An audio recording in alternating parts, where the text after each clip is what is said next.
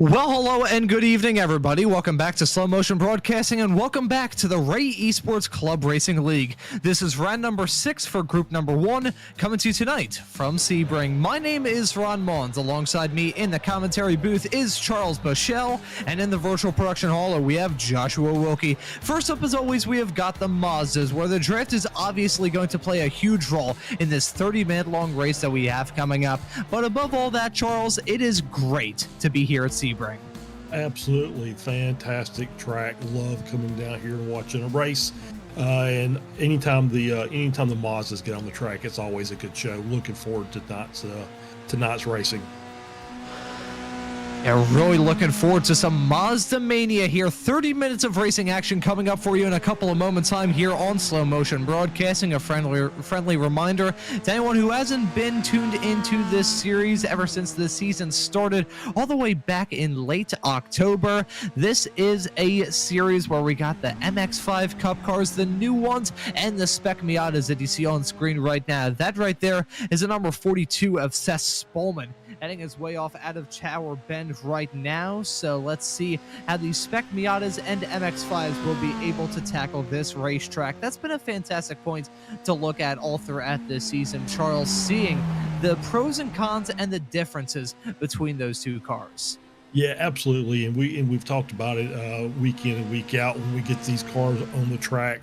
You know, it's just an older spec for that. You know, we've got the Mazda Cup cars as the main line, the rookie cars when you're in iracing and the sports cars, you know, the older Mazdas are still very, very fun to drive, but obviously a little bit older, a little more body roll. Got to do a little blipping when you're in there because of the gearbox being a little bit older, but still fun cars. And these guys that actually run this car during the race are very proud that they can still get out and drive in these older spec Mazdas. And this old spec car has put on some old school fun, and we're going to see Seth Bowman's perspective of this fun, heading his way off through turn number 1 right now. Such a hard corner to get right, dealing with the bumps as well. That's turn number 2. Now into the braking zone of turn number 3. One of the premier overtaking opportunities that can either go really well for you or really, really bad. That's turn number 5, hitting that inside curb and bouncing up and down like a pogo stick is the order of the number 42 car. Now onto this straightaway, this flat out blast, I should say. That's big bend of turn number 6. He has a corner on a straightaway. That's a bit counterintuitive, if I do say so myself. Now into the hairpin of turn number 7, which is a great overtaking opportunity and also a spot where a lot of drama can take place, especially on lap 1. Now coming out of the corner, gaining the speed and momentum through Fangio of 8 and 9 this section, despite the fact it's named after a 5-time Formula 1 World Driver Champion, one of the greatest race car drivers to ever live. Very much so a blasé section. Here's Cunningham of turn number 10. That corner is hard to get right. Even harder than that, though, is Collier Bend of turn 11. And these low-speed Mazdas, not too difficult, at least from my experience, compared to some other quicker cars. However, still rough ride into turn 13. Now this Tower Bend, that section is always like trying to thread the eye of the needle, with the needle attached to a Saturn V rocket traveling at escape velocity with a one-way ticket to the moon. This is Bishop, turn number 14. Cranking that speed through. Now have to get yourself set up on the left-hand side, down into turn number 15. This section super tricky to try and get right to trying to avoid the curbs like the plague, except for a small little clip at the end there. You can see those jagged sawtooth curbs can really upset these cars. Now coming out of Le Mans of turn at number 16, we got this Ullman straightaway, and let's wait now. And these Mazdas, it feels like you're taking forever to get down this back flat out blast. A good slipstreaming opportunity though, and come time for the end of this race, I'm sure it's going to put on some fun. This is a final corner, Sunset Bend, turn at number 17, hit the bump on the inside, get some a little bit of airtime, make yourself say wee behind the wheel of that race car, and that will complete a lap of Sebring. Yeah, or if you get it wrong, it will make you wee in the seat of your car. So it's fantastic race course. As we talked about, it's kind of interesting that tonight we're running the international circuit, the full circuit. as opposed to normally when we get the Ray Esports, one of the Ray Esports series here, they like running that little club circuit that basically kind of cuts off the back half of the circuit, makes a little cut through, and it's a really fun little alternate version. Makes the lap go a little bit quicker, makes it a little bit harder to make passes, and but yeah, obviously the international circuit is the one that's the best known because it's the one that the 12 hours run zone, so everybody's going to be familiar with it, and yeah, it's just as we're on board here with Boshell Spyrick, she's coming down in here. That is yep, that is Collier or Cunningham. I always get those two backwards. Yeah, you ask for clarity to the person who's dyslexic. Yeah, that's true. Then in the tower, which is the oldest concrete on the track. It is the original concrete in that little corner from the track opening in the 1950s. So a little slice of history that all these drivers will travel over as Michelle's making her way onto the back stretch and getting ready to complete this lap with about half of qualifying done. So she'll see if she can get a good run here. A lot of curb there on the inside. And looking at her first. Yeah, it's looking like a very good lap for the driver of the number 75 car. Michelle Squire been very fast up to this point in this season, not just here for Group 1, but for the entirety of the Weekend Warriors World. She has 3 wins thus far in those MX-5 Cup cars, those coming in the opening 3 rounds at Road Atlanta, Bathurst, and VIR. Ever since we turned over the clock to 2025, though, she hasn't been able to replicate that same pace. Did not win at Daytona and did not win at Laguna Seca about a month ago. Let's see, though, in this race, currently on the provisional pole, 2-minute 25.680, with a pretty sizable gap to Miles Crabb and her roommate Casey Knight, currently completing her top 3 as it stands at the present moment. Have a feeling that Michelle Squire still going to be a driver that we need to keep tabs on all throughout tonight.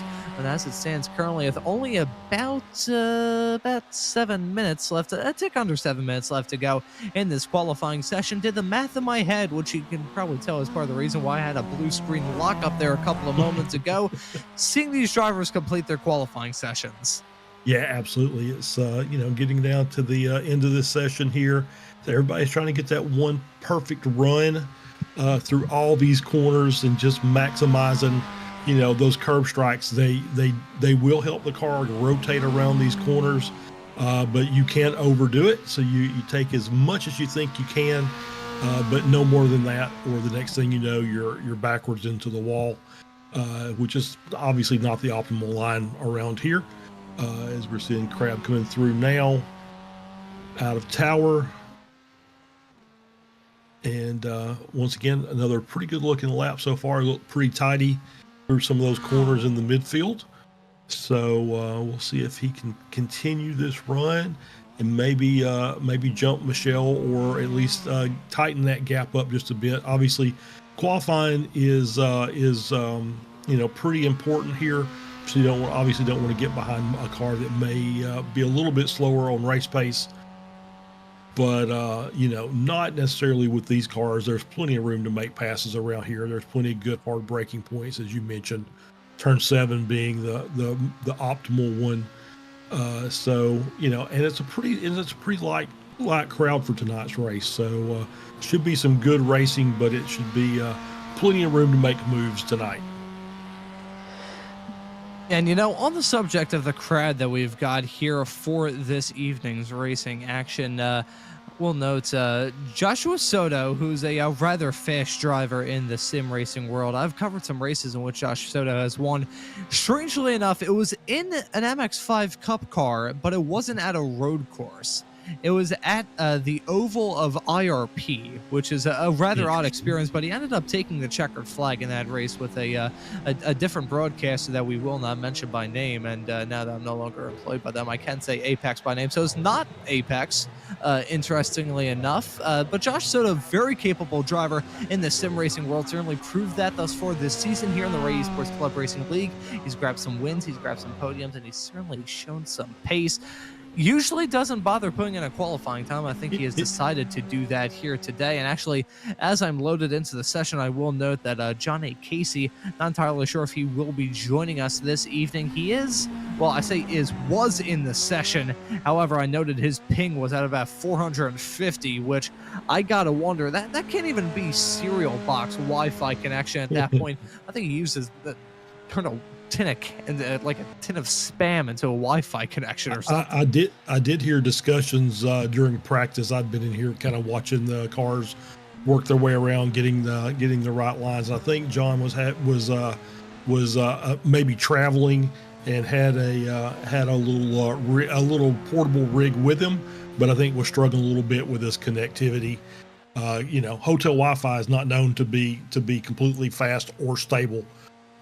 So I don't know that that's the situation because I did not get to hear all of it, but yeah, he was definitely complaining about having issues with his connections. So maybe he thought, you know what, probably best just not to even try it tonight. And I will agree. Usually Josh Soto just comes in and, he comes in about 2 minutes before qualifying, doesn't go out and practice, comes in, doesn't go out and qualify, and just runs from the back to the front. And tonight he decided he was going to be angry about things and decided he was going to get out and set a pole time, and he's up like 1.3 seconds over Ryan Campbell in that spec Mazda. So it's interesting to see him up there with a good solid pole time, because he is quick in these cars.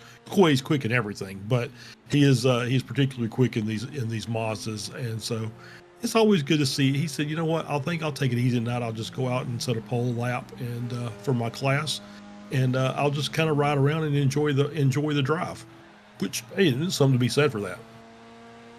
Yeah, there is certainly something to be said. I gotta say one thing about the drivers in this series. Regardless of how you slice it, all these drivers are looking to have a good time every single week here for the Ray Esports Club Racing League. And considering that there's only going to be one more Group 1 race after this, only 6 more left from this Ray Esports Club Racing League season that started all the way back in October and is going to run through to the second week of April, all of which has been broadcasted exclusively here on Slow Motion Broadcasting. Just nice to see these drivers out here having a good time, as we usually do in the commentary booth as well. I will say one thing though, Charles, bringing up the AirNet speed discussion that was raised a couple of moments ago. The slowest Wi-Fi I have ever encountered was actually on an Amtrak train about a year ago. I have a screenshot on my phone which goes down in history for the slowest internet speed test ever done in my life. It was 0.10 megabytes per second download and 1.08 for the upload speed. My phone decided that was a very slow internet connection, which is such a shame. Gotta say, though, very happy that I have not had to do a broadcast from an Amtrak train. Very happy that I'm here at my home in the city of Philadelphia, that I don't have to worry about dealing with any sort of crappy Wi-Fi connection at any point in time.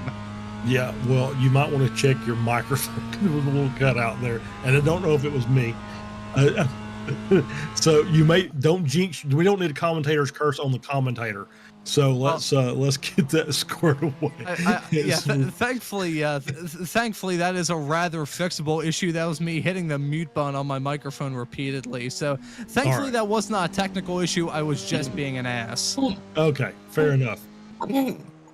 Oh.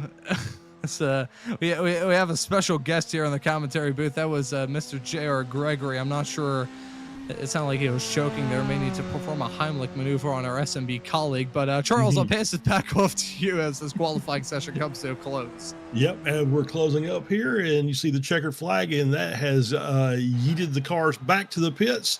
And so we'll get lined up here to start the race in just a moment's time, as everybody will be getting set up here, and the grid timer has started. So we'll get you a We'll get you a lineup, and here we are. Michelle Squirek taking the pole in the MX5 Cup car. Miles Crab outside of row 1. Casey Knight starts in 3rd. Wayne Buttermore starts in 4th, and that is the entirety of the MX5 Cup class. In the Spec Miatas, Josh Soto takes pole, P5 overall. Ryan Campbell in 6th. Seth Bowman in 7th. Andrew Love in 3rd. Edgar Santinelli in 4th. Matt Thompson rounds out your top 10. We roll to the next page. We've got Chuck Labano in 11th. Jason Grider in 12th. Tom Went in 13th, Ken Estep in 14th, Joaquin Effinger in 15th, and I believe that Mr. Casey has struck out and will not be taking part in tonight's event. And those are your drivers set to grab the green flag, and considering it is a full formation lap, about 17 years' time. Charles, I'm going to ask you your thoughts about this race that we have coming up, second to last of the season, a somewhat smaller grid than we have seen in weeks past, if we are being completely honest, but still going to see that incredible racing action usually going to see, with a race at Sebring, a little bit of argy-bargy action on lap 1. How are you expecting the first lap of this race, or will we go? Yeah, absolutely. I think it's the standard Sebring races is we're going to take the green flag and we'll make that hard charge down into turn 1, and the chaos coefficient goes up dramatically there on the first lap.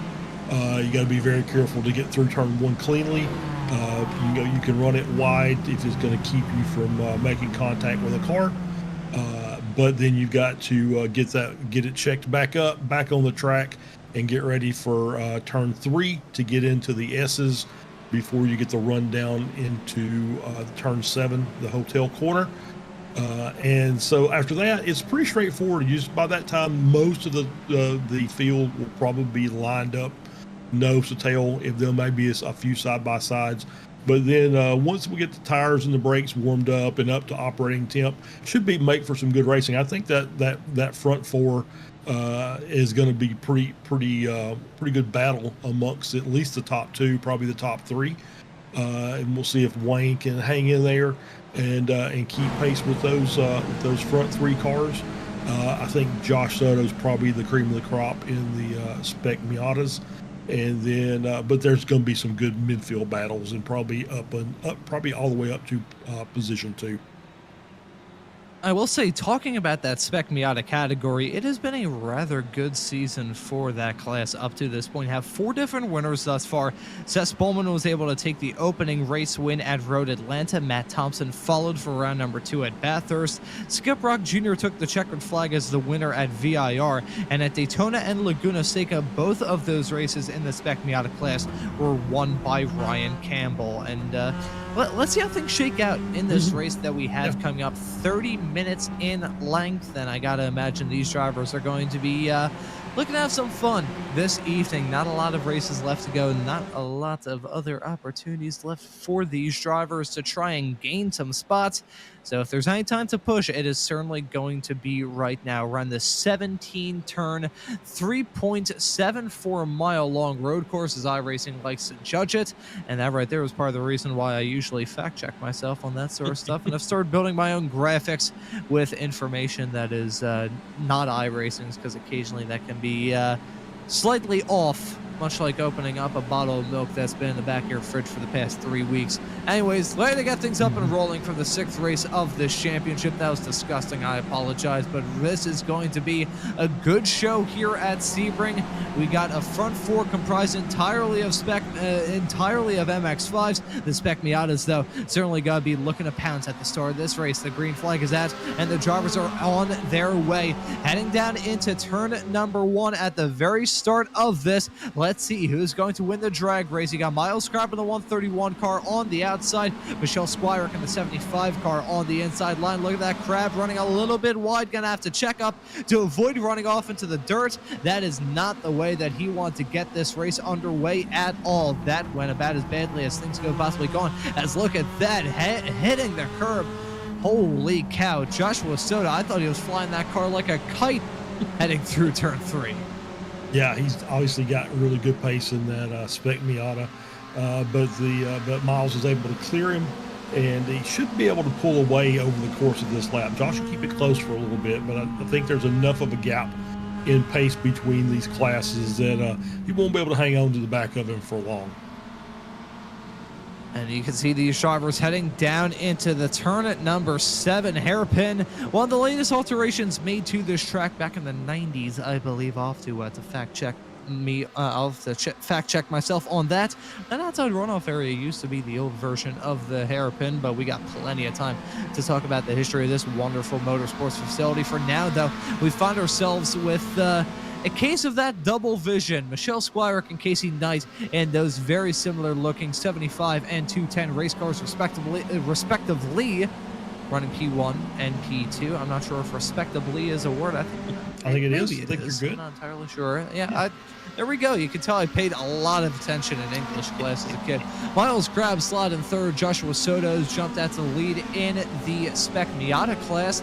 That 07 car looking quick as always. Some side-by-side racing maybe flaring up, involving the Frito Sport teammates of Matt Thompson and Chuck Labano. Labano, the Canadian, in the 12th, not close enough, heading into turn number 16. However, you can see Thompson taking that aggressive line, hitting that curb, heading through that section, which is not the ideal line. Yeah, absolutely not the ideal line. And you did mention Thompson as a previous race winner. All the guys that have won races are in this event tonight, so you know there's going to be some good battles because they all want to get those bragging rights amongst each other. And you know, and Miles Crab sitting up there in third place is on a string of P2s over the past few weeks in all these different groups. So I know he's going to be looking and really going to want to get up to the front of this field and get a win. As you can see, Wayne Buttermore battling side by side with Andrew Love, heading down into turn number 1. Look at that, Love diving into the braking zone and running super wide, hitting all the bumps, heading off through that corner as well. You can see these drivers and these cars. I don't know what it is, Charles. Seeing the spec Miatas and how leaned over they are reminds me of driving around in my 1985 Oldsmobile Cutlass, where I feel like I'm going to fall out of the thing if I take a corner too hard. Yeah, absolutely. I mean, and that's probably, the technology is probably not that much different. It's probably just, you know, probably some beefed up street shocks that are on these cars, and maybe a little extra added racing suspension, but not much. I mean, they're designed to be a little bit hardier, you know, factory cars, right? So I mean, you know, they're going to have some extra racing components and some things that are beefed up to make sure they can handle the higher speeds. It's not like you're driving down the interstate here running 65 or 70. These cars are pushing 120 miles an hour or so down that straightaway. So yeah, you know, it's not street stock, but it's not far off from it. Yeah, that's a great thing when it comes to Mazda racing. These cars are about as true to real life in terms of cars that you can go into a dealership and buy as you could possibly get. Creates some very good racing. It also just creates some rather iconic moments in the world of motorsports, either funny or otherwise. It's a fun driving experience for these cars also. And let's see these three certainly enjoying the fun driving experience of these MX-5 Cup cars. It takes a certain finesse to try and nail it down in these race cars. Charles, from my experience on the iRacing platform, I've only been able to nail it around certain racetracks. Around others, though, I feel like I'm not even a fish out of water. Fish that's been chucked into the opening of a volcano more than anything else. Yeah. So maybe that's just me. Very good reason why I'm behind a microphone instead of behind the wheel. Those MX-5 cars certainly take a rather specific skill sets to try and master. Side-by-side racing with Andrew Love and Seth Spolman hang down into turn at number 17. Look at that, Love slipping on the inside line, going to get that move done. Still not over yet, nearly coming to blows with Ryan Campbell and Seth Spolman on the exit of the corner. That could have ended in tears. You got the bump on the back of that number 15 car. I'm not sure if that's a suggestion or a threat, but let's see. It looks like Andrew Love going to be able to clear him heading down that start-finish straightaway. Yeah, absolutely. As you see the dive into turn 1, yeah, it's these cars are very much like the TCR class. We've talked about it before. It's a very acquired skill set. You have to be you have to put a lot of laps in to get comfortable driving a car. And very much like these, as we see Andrew Love off the track there, coming through 3 and 4 and around, gets back in line, loses a couple positions. But yeah, it's one of those that we're on board here with the rear bumper of Andrew Love as he works his way through. And you get that body roll, and you try and carry as much speed as you can, and it carried a little bit too much speed and took him off the track, but nice easy rejoin. Stays over on the right hand side, still a little bit offline there, but that's, you know, just him being making sure that he's not going to be cutting anybody off as they're going through those pretty tight corners. Yeah, negotiating all of the challenging bends around this circuit, and whoa, that's a pretty trippy view from the back of Edgar Sancinelli's car. Got a fantastic view of the front suspension of a spec Miata car, and I will bring up the point that we've raised, Charles, on these broadcasts together throughout most of this season, and also dating back to our old adventures on the Tuesday Night Ray Esports series. The fact that you've got a situation in these spec Miata cars where you can achieve what's called a money shift. We have seen many drivers do that and decide that their engine was so good that it needed to be shared with the world and just have it detonate itself at any point at the racetrack. Yeah, I think we had that. Actually, I think that was my first broadcast here on SMB. We were at Daytona, and I believe one of the cars, and it might have been, I don't want to call anybody out, but I think it was Seth Bowman, but I could be wrong, so we won't say it was him. But somebody decided they wanted to shift down from 5th to something other than 4th as they were working their way in through the bus stop, and the engine decided that it was going to create a new cavity for releasing oil onto the track, and then that was pretty much race over at that point. What Darrell Waltrip, the great NASCAR driver, would call oil pan failure, where it failed to keep the rods inside of the car. I'm trying to remember now. I forget what year it was for the first ever NASCAR All-Star races. Oh, spinning, heading through turn number 5 and making contact. That is Casey Knight and Miles Crabb coming to blows. Casey Knight spinning, trying to keep up with her teammates of Michelle Squirick, but losing it. Heading through turn number 5, and Miles Crabb getting a piece of all of that drama as well. Looks like those two cars getting away with it rather scot-free, but Michelle Squirick certainly extending that gap rather comfortably. Those two maybe with a bit of damage on the race car. Doesn't look too bad, even from the front of Miles Crabb's 131 car, but I think that certainly broke up the battle that we were having at the front of the field. I was going to make some sort of snide remark, as I usually do for any sort of broadcast that I'm on, Charles, but that moment heading through turn number 5 really stole the show. Yeah, it really did. Yeah, there's a little bit of damage on Miles' car. Obviously, the contact with Casey Knight coming into that corner, through that corner, and you know, but this is Sebring. There's a couple of long straightaways where you can do some drafting. But, you know, that's not the be-all, end-all. If you're running really good laps, you're going to be fast throughout the entire track, not just on the straightaways. So, you know, he's got the opportunity. It's just going to take some time to see if he can work that gap down. That's the biggest problem he's going to have, is now there's about a 6-second gap or so up to Squirick in P1 that he's going to have to try and work down over the next 20 minutes of this race. As we see this race continue to develop, looking at the drivers running in the Spec Miata class, following Seth Spolman in the number 42 car, finds himself in 7th as it stands at the present moment, nearly trying to go for a move heading off through Le Mans. That's a tricky move if ever you find one. Always 1 point in reference to Seth Spolman. Now, I want to stress right off the bat, as I think I'm going to hold off on that story, as soon as I start a story, these drivers decide to go side by side, nearly 3 wide, hang down the back straightaway, down into Sunset Bend. Let's see Spolman try and get that move done to slip his way up into 6th.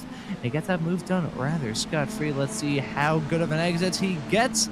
Running a little bit wide. You can see that car, the inside front tire shattering on the inside line. Andrew Love pancaking the barrier right behind him. That's not going to do that 544 car any favors. I was going to raise this about Seth Spolman, and now I will preemptively apologize to Seth and Mr. Stevie Ray behind all of these wonderful Ray Esports Club Racing events. So this story may not be entirely accurate, but Seth Bowman, I believe, the reason why he races under the South Korean flag is because he either still does or at one point lived in South Korea. I'm gonna have to double check that and look through right now. I believe he has moved back to America. Don't quote me on that, but I believe at one point in the not too far off past, he was living in South Korea. So that's part of the reason why he has that South Korean flag next to his name. And Stevie or anyone who's a bit more privy to that information, my commentator's pea brain clearly cannot ingest any more information than it already has. So if that story is inaccurate, feel free to let me know, and I will correct myself before the end of the show. That makes sense. I mean, that makes as much sense as anything else. And yeah, it's, obviously the Appalachian Autobahn is probably not in South Korea, I would say for sure.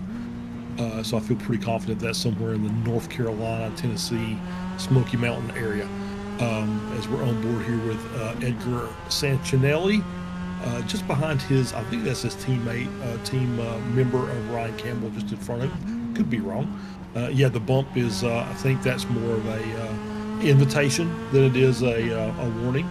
It's just a, hey, push me, we'll go faster.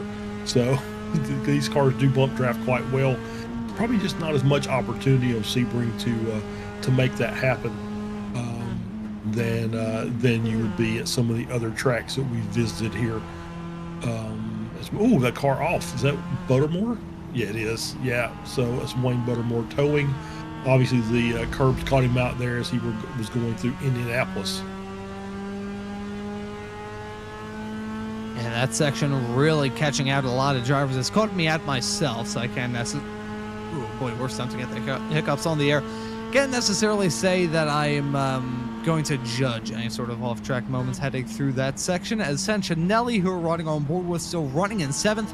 Got the car of Campbell right in front, that number 15. I gotta say, for the driver off the back of 2 straight wins, I'm not sure if he's going to be able to get the 3rd in a row. Finds himself 3rd, fittingly. See what I did there? That wasn't even done by me.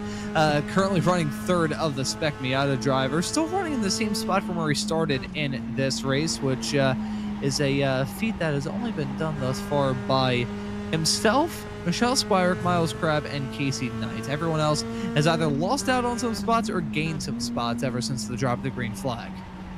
Yeah, absolutely. Having himself a pretty solid race here as we're still riding on board with this 3-car battle. Yeah, I think they're 12 seconds behind Soto. He's pretty much checked out, kind of thought the way I thought he might. But, once again, we're still basically between P2 and P4. And you see P5 just hanging in the back, and P6. These cars are still battling, and there's still opportunities to make some spots.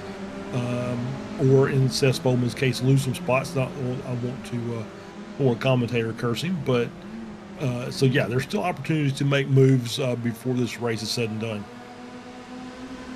Still a lot of time left for these racers. Haven't even hit the halfway mark, although we are certainly closing up to it. Less than a minute to go until we get halfway through this first race of the evening. We got the TCR action coming up later on this evening as well here on Slow Motion Broadcasting. And to all of you tuning into this broadcast, if you enjoy it thus far, how about you hit that like button and subscribe? We have the goal here at Slow Motion Broadcasting to be able to break 1,000 subscribers by the end of this month. And I think considering we have less than 50 to go, we have a really good shot of getting that done, but it can't be done without all of you. So is a good reason to subscribe and hit that notification bell so you never miss out on any of the racing action here on SMB. Looking at a battle going on between Miles Crabb and Casey Knight. That's so sad looking at that 210 car. You can see that bumper just drooping down ever so slightly. It's so sad. That Squirk Motorsports 210 Mazda MX-5 Cup car is slightly sad after that bump with Miles Crabb earlier on. It's just frowning around the racetrack. Yeah. It's funny how those look, and yeah, it's a little grumpy right now because it's kind of had its face mashed a little bit. So understandable. I would be probably grumpy myself. Speaking of face mashed, if you get a chance to check out the Racing Line podcast on Slow Motion Broadcasting, Today's guest, or this week's guest, was Morgan Burkhardt, who is a tremendously fast young man.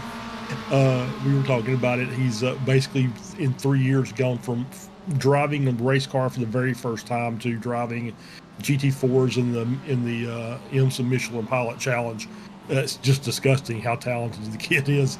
But during the broadcast, you did get to see a photo of a very young Mr. Ron Maunz and an even younger Mr. Morgan Burkhardt, and the pictures were very cute. It was something, all right. Morgan, I gotta say, credit where credit's due to the man. He has aged well. I have aged. I'm just gonna leave it at that. As we continue to look at these cars, I cannot get the sinking just sight out of my mind every single time I see the front end of that 210 car. Morning, this race has gone bad. I hate being an MX-5 car.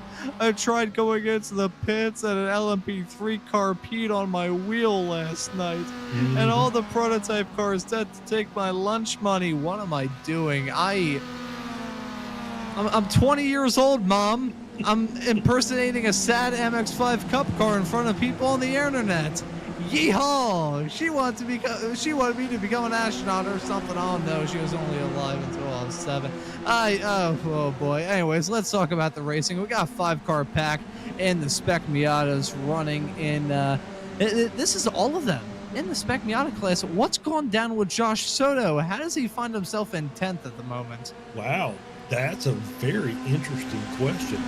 And that may be something that Mr. Wilkie may have to look up for us. But his last lap was a 2:36, so obviously it's more involved than that. He has came down pit lane. Did he stop? Let's check and see the timing and scoring and see if he actually stopped. He did not stop, so that tells me that he had a incident limit violation and had to come down and take a drive-through. I think that's what that sounds like, does it not? Yeah, that sounds about right for that situation. Either way, that's a tough pill to swallow in a race like this. So that is really going to sting him out at the present moment. As look at that, we nearly saw some 3-wide action hang under the bridge through turn number 17. Oh, Chuck Labano, I think. Oh boy, I think him popping back onto the track nearly just caused a collision between Edgar Sanginelli and Matt Thompson. Chuck Labano turning on that invisibility cloak at the best time for himself and the worst time for his teammates, doing a sneak attack on Seth Spolmanhang down into turn number 1. That's going to allow Edgar Sanginelli to be a bit more precise again, moved on the 57 car heading down into turn number 3. Bad last late breakers between those two, and it looks like Spolman going to remain in 6th for now as Ryan Campbell has moved his way into the lead in the Spec Miata class. Yeah, and he's trying to stretch that gap out as those guys behind are fighting still.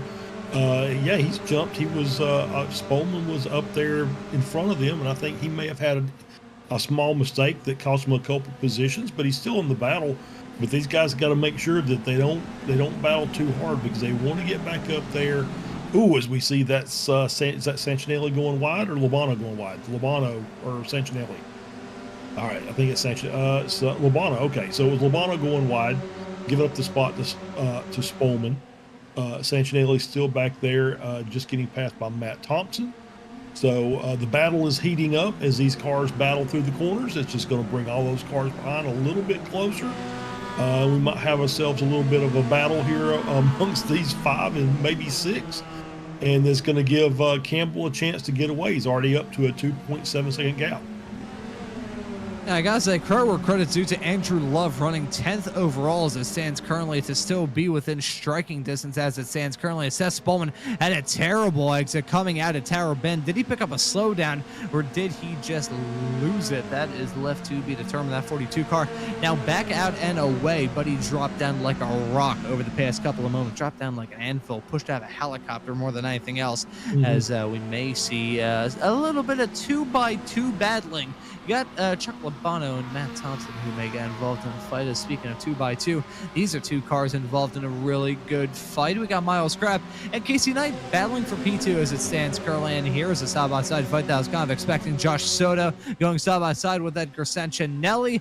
Will it become a 2x2 as Chuck Labano and Matt Thompson bump draft each other, heading down that back straightaway? Not close enough to get the move done. Close enough to get the move done in the case of Josh Soto as he slips his way up into P7. Yeah, absolutely. He took the very tight inside line. Can be fast, but you got to be very careful you don't overdo the speed through the corner, or you'll end up pushing out wide, and there may be traffic out there. As now he's on the outside looking in. Still got those two cars pushing on the inside, trying to match the pace. Not quite can do it. So Soto up to P6. He's right behind Chuck Labano and is looking to make that pass as well.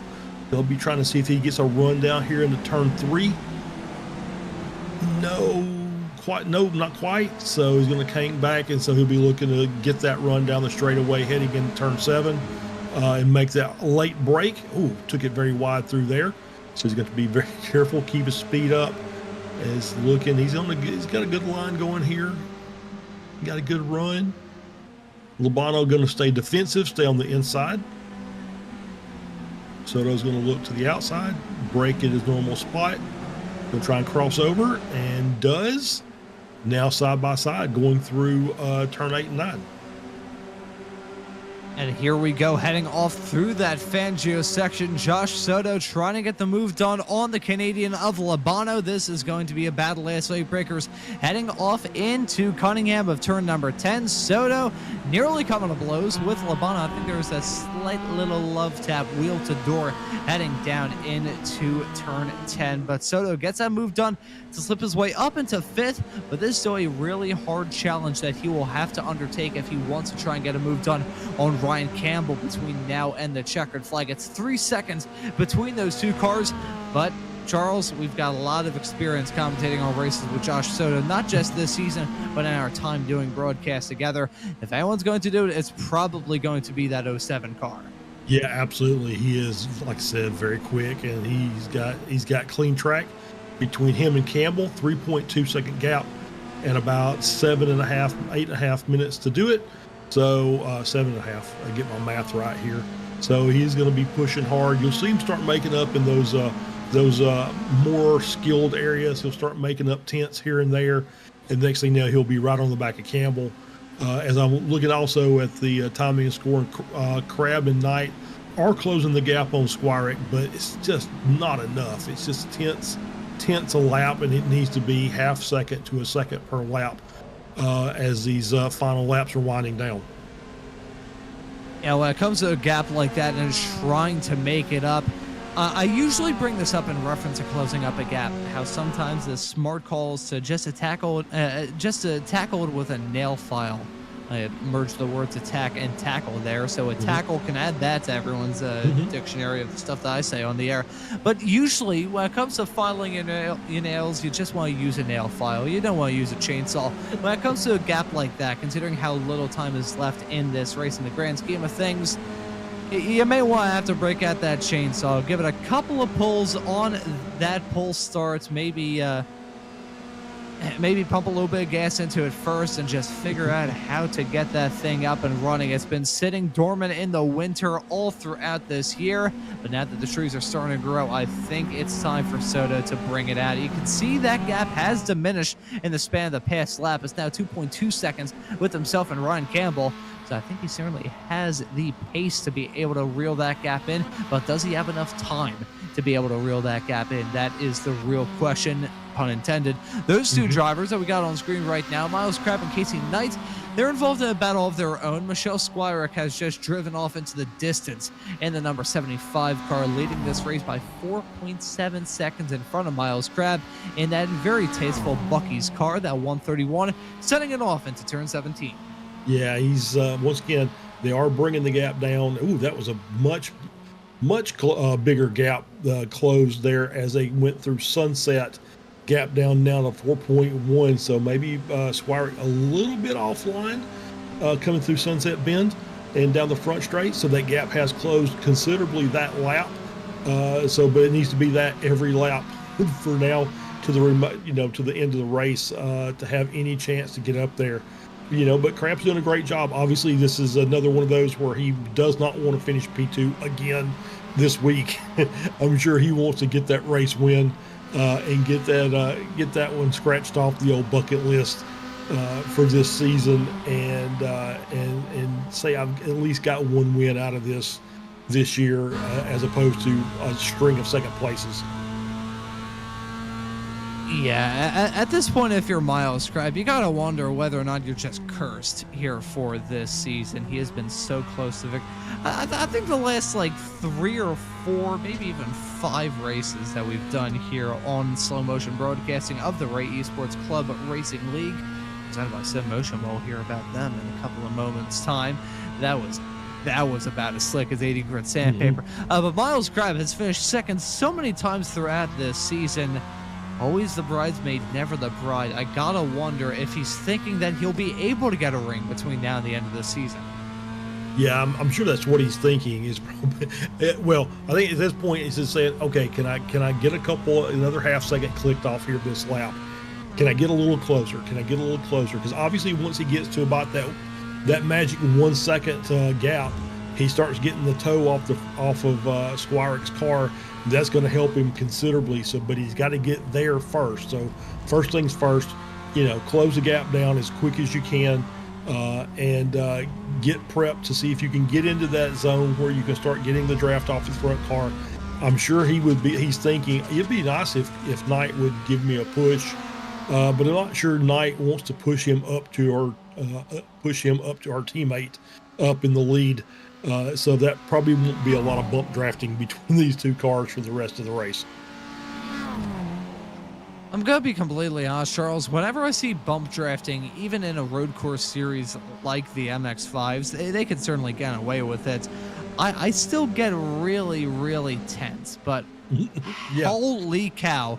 Joshua Soto got that chainsaw up and running. He's now within striking distance of Ryan Campbell. Look at that. That's literally inches between those two cars, heading their way down into turn number 14. Josh Soto, if he can get this move done to take this win in the Spec Miata class, it would be the fight and the comeback of a century, but he's still got to get that move done.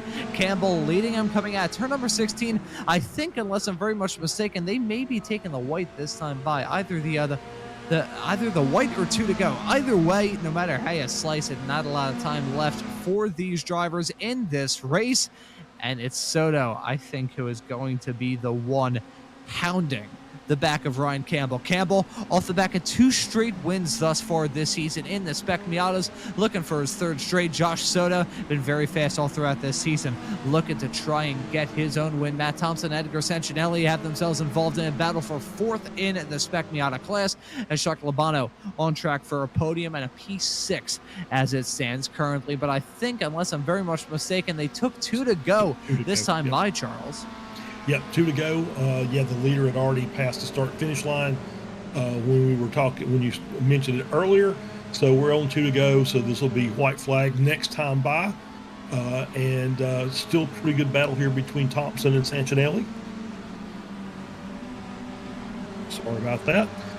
So still some good battles here in the mid-pack. And Soto, I think, is just basically just kind of biding his time. He's probably... he probably knows exactly where and when he's going to make that move, and I don't think it's going to be this lap. I think he's just going to sit back there and wait. He's not going to do anything unless Campbell makes a mistake. He's going to ride around. He's going to make sure that even if he makes a mistake or misses a corner after he makes his pass, that Campbell's not going to have a chance to retake that position. So yeah, he's sitting there just kind of waiting around and waiting for the right time to pounce, and that's what he's going to do. There's a little contact there going into Collier, and you see he's kind of roughed up the front of Soto's car a tad. As back up to the front, Miles Crab has got that gap down to 3.6, so they're still closing down.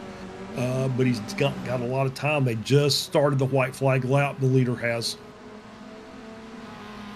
And so Michelle Squire on track for another victory. This is going to be her 4th of this 7-race season with 6 on the board. And that when that checkered flag comes out in the span of a couple of minutes time, Michelle Squire looking to grab yet another win. We'll note in that battle with Ryan Campbell and Josh Soto. Not entirely sure if we will see a swapperoo in spots between those two, just based off the fact that Josh Soto very clearly broke the nose off his car. That was so sad as well, but I'm not going to bring back the Mazda MX-5 impressions anytime soon. Edgar Sentinelli, I think, got struck by a falling anvil a couple of moments ago as Casey Knight and Miles Crabb side by side for P2 and P3 overall, and P2 and P3 in that MX-5 Cup class. But here we go. It's going to be the white flag in the air for Ryan Campbell and Josh Soto, and this is going to be a good fight to talk about right to the line. Campbell and Soto covered by a quarter of a second with that white flag in the air.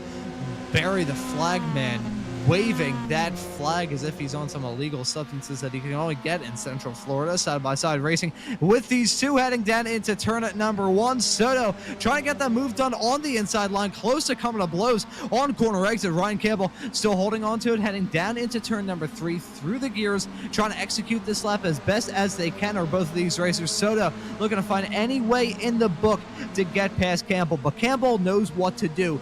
He is positioning that car so well to hold on to that spot. It is a defensive masterclass that he is driving as it stands at the present moment. But at the front of the field, Casey Knight and Miles Crabb still locked steady in a close battle for the final spots on the podium overall. Let's see if there's going to be a swapperoo between those two between now and the checkered flag coming up in only one corner time. A little bit farther up the road, those dandelions are getting blown away from the speed that Michelle Squire has shown thus far in that number 75 car. It'll be her 4th win of this season, and it's going to be a rather important win for her as well. Side by side, though, with Casey Knight and Miles Crabb heading down into the final corner. Crabb going to give the nudge to Knight. Knight going to fight back on the inside line coming out of the corner there. That may be a drag race between those two coming right to the line. It will be a drag race. Let's see, will it be Crabb or will it be Casey Knight? It will be Miles Crabb at the end. Actually, no, was it? Casey Knight? No, okay. That was a graphical issue. Miles Crabb got it. I was going to say. Yeah. So, holy cow, that was a wrecked race car for Edgar Sentinelli. Looked like a wheel got stolen off that car. Joshua Soto's gotten the move done on Ryan Campbell. This is rather intense. Oh boy, running wide through the final few corners there for Josh Soto. Just going to note, something may have gone a little bit awry with our live timing software on the count of the fact it has Edgar Sentinelli in P4. So I think Sentinelli may have had some wild off-track excursion based off the fact his car looks battered and bruised and ready for the scrap heap, and it has it marked as a leader at the moment in Spec Miata. Never mind, though, this is the battle for that Spec Miata lead, and Josh Soto heading his way down into the final corner for the last time in this first race. It looks like the checkered flag is going to be his. For P5 as it stands currently, it'll be P4 at the end of all of this. But there is Soto crossing the line in first to win it in the Spec Miata category. Ryan Campbell not going to get the job done to go for 3 straight. However, he certainly gave it the old college try. I will note, my apologies, folks. That was not a graphical issue. Edgar Sentinelli is classed with the win, but he did not get that on merit. There was some goofiness at the end of this race. Yeah, let's take a look at this as we're coming through Le Mans here, headed down to the Indianapolis. Okay. And that was into the barrier there coming out of Indianapolis. And did maybe he take a shortcut? Did he take a shortcut through the barrier? I think there may have been some extracurricular shenanigans for Edgar Sentinelli, because you can see the damage on that car as is. Yeah. I mean, granted, that car's looking rather sad heading down there. Oh boy, it looks so. These cars are. Oh, okay. Now we fast forward a little bit. This is him coming out of turn number 1. Clearly, things went from bad to worse. Mm-hmm, yeah, that front right is not doing any work at all. Inside rear tire up off the ground. It's the turn 3 as well. Oh god damn it! Wow. Right. And there's the sky. Did Andrew Love get sucked up into the? Oh boy, not sure Yeah. what happened to All the right. 945 car, but there it is, Charles. That's the end of the race. Yeah. Technically speaking, Edgar Sancinelli is your winner in the Spec Miata category, but It- technically speaking, I think yeah. Guy That's Racing may have had a mild panic attack. I think they have put him back now to 14, so that will be the win in Spec Miata for Josh Soto. But oh boy, I think we got some brief time for some interviews. We may have to keep this rather brief because we have the next race coming up in a couple of moments' time. I'm looking through to see how things are shaking out right now. Looks like no one's actually signed up for the next session. I think there may be some chicanery going on here as well. So I think Charles, I'll let you take dibs on the other winner of this race, that being Michelle Squirek. Yeah, let's bring Michelle in and have a chat. Michelle, congratulations on the win tonight. Great battle early on between the three of you, between you and your teammate Casey and Miles Crab. It was kind of a nose to tail affair there until Casey had a bit of an issue and kind of broke you up a bit. Yeah, it was fun for first 10 minutes or so, and then it was kind of more just then managing the gaps. Giving you actually a live qualifying interview at the moment as I'm qualifying a TCR car. But it was a bit of a boring race after that, but been off the top step for a little while, so good to be back. Absolutely. We won't keep you very long because we're going to have to migrate over to that new that race as well. So I'll let you go ahead and give any thanks or shout outs that you want to give. We'll let you get back to qualifying. All right. Well, obviously, shout out to everyone at Slow Motion Broadcasting, Raise Esports, and Sim Motion, as well as my real life team, Formidable Racing Development, and rspeed.net. There you go. Congratulations, Michelle. We'll see you in the next race. See you there. Bye-bye. Bye. And that right there was Michelle Squirek, your winner in this race. I can also see that Josh Soto and Casey Knight are up there in the interview waiting area, but we have very little time to switch over to that next session. So we're going to cut to a commercial break right now here on Slow Motion Broadcasting, move over to that 40-minute TCR race that we have coming up, and we will be back for more coverage of the Ray Esports Club Racing League after these messages. Through dip 50, slowing crest 40, 1 left. Caution to 2 right short to 5. Introducing the Sim Motion Rally Sequential Shifter. Our shifter is specifically designed for sim racing enthusiasts who want to enhance their experience in the rally world using a push-pull system. Compatible with wheelbases like the Sim Magic Alpha series, V&M Direct Drive, Fanatic, and Simucube, and can easily be installed in minutes. It also has the adjustability to suit any wheel or driver's needs. It's also plug and play with titles like Dirt Rally, iRacing, and WRC. Available now at sim-motion.com. Sim Motion has teamed up with iRacing and V&M Simulation with an extreme prize package for Season 4. To win, paint any car with a Sim Motion logo, race in 10 official iRacing events, and you are entered to win an extreme direct drive and GT wheel bundle. But that's not all. Compete in the Formula 1600 Fixed Series, win your division, and you could score this set of pedals. Gear up and get racing. The rewards are waiting.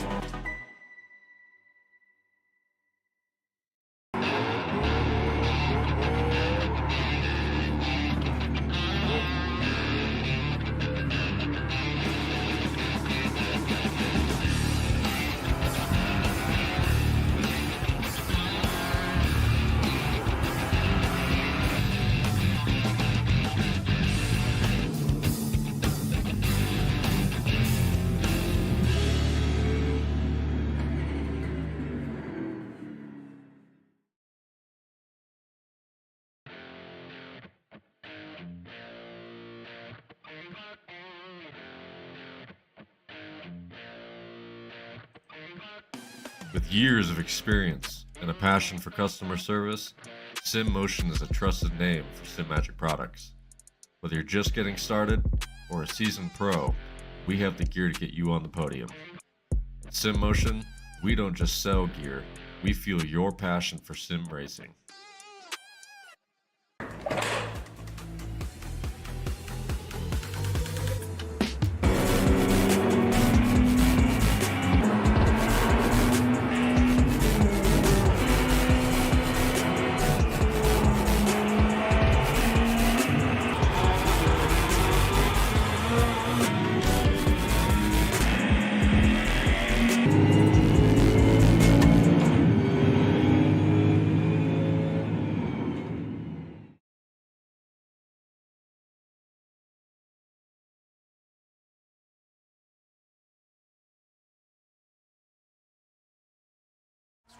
Through dip 50, slowing crest 40, 1 left. Caution to 2 right short to 5. Introducing the SimMotion Rally Sequential Shifter. Our shifter is specifically designed for sim racing enthusiasts who want to enhance their experience in the rally world using a push-pull system. Compatible with wheelbases like the SimMagic Alpha Series, V&M Direct Drive, Fanatic, and SimuCube, and can easily be installed in minutes.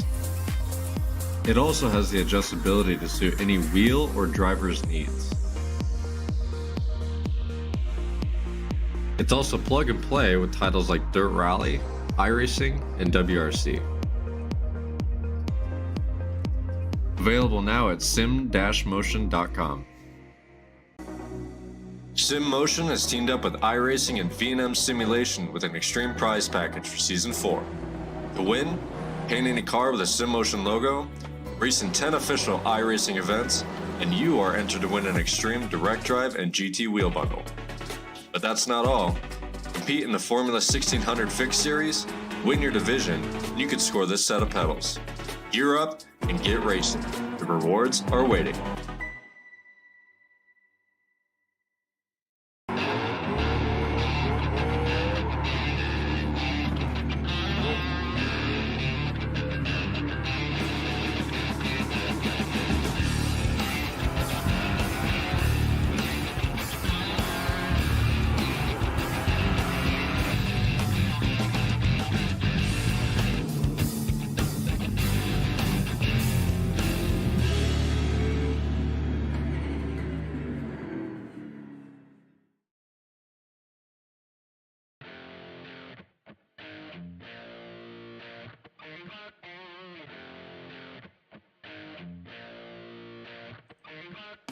With years of experience and a passion for customer service, SimMotion is a trusted name for SimMagic products. Whether you're just getting started or a seasoned pro, we have the gear to get you on the podium. At SimMotion, we don't just sell gear, we fuel your passion for sim racing.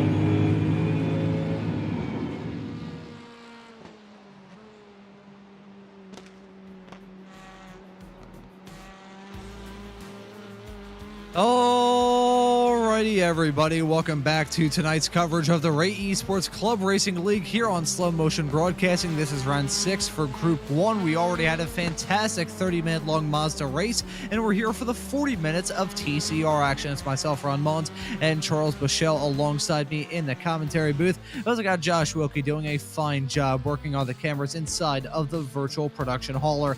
We heard a couple of moments ago from the fantastic sponsor that we've had all season long here from the Ray Esports Esports Club Racing League, and should be noted at this point in time that tonight's broadcast of the Ray Esports Club Racing League on Slow Motion Broadcasting is brought to you by SimMotion.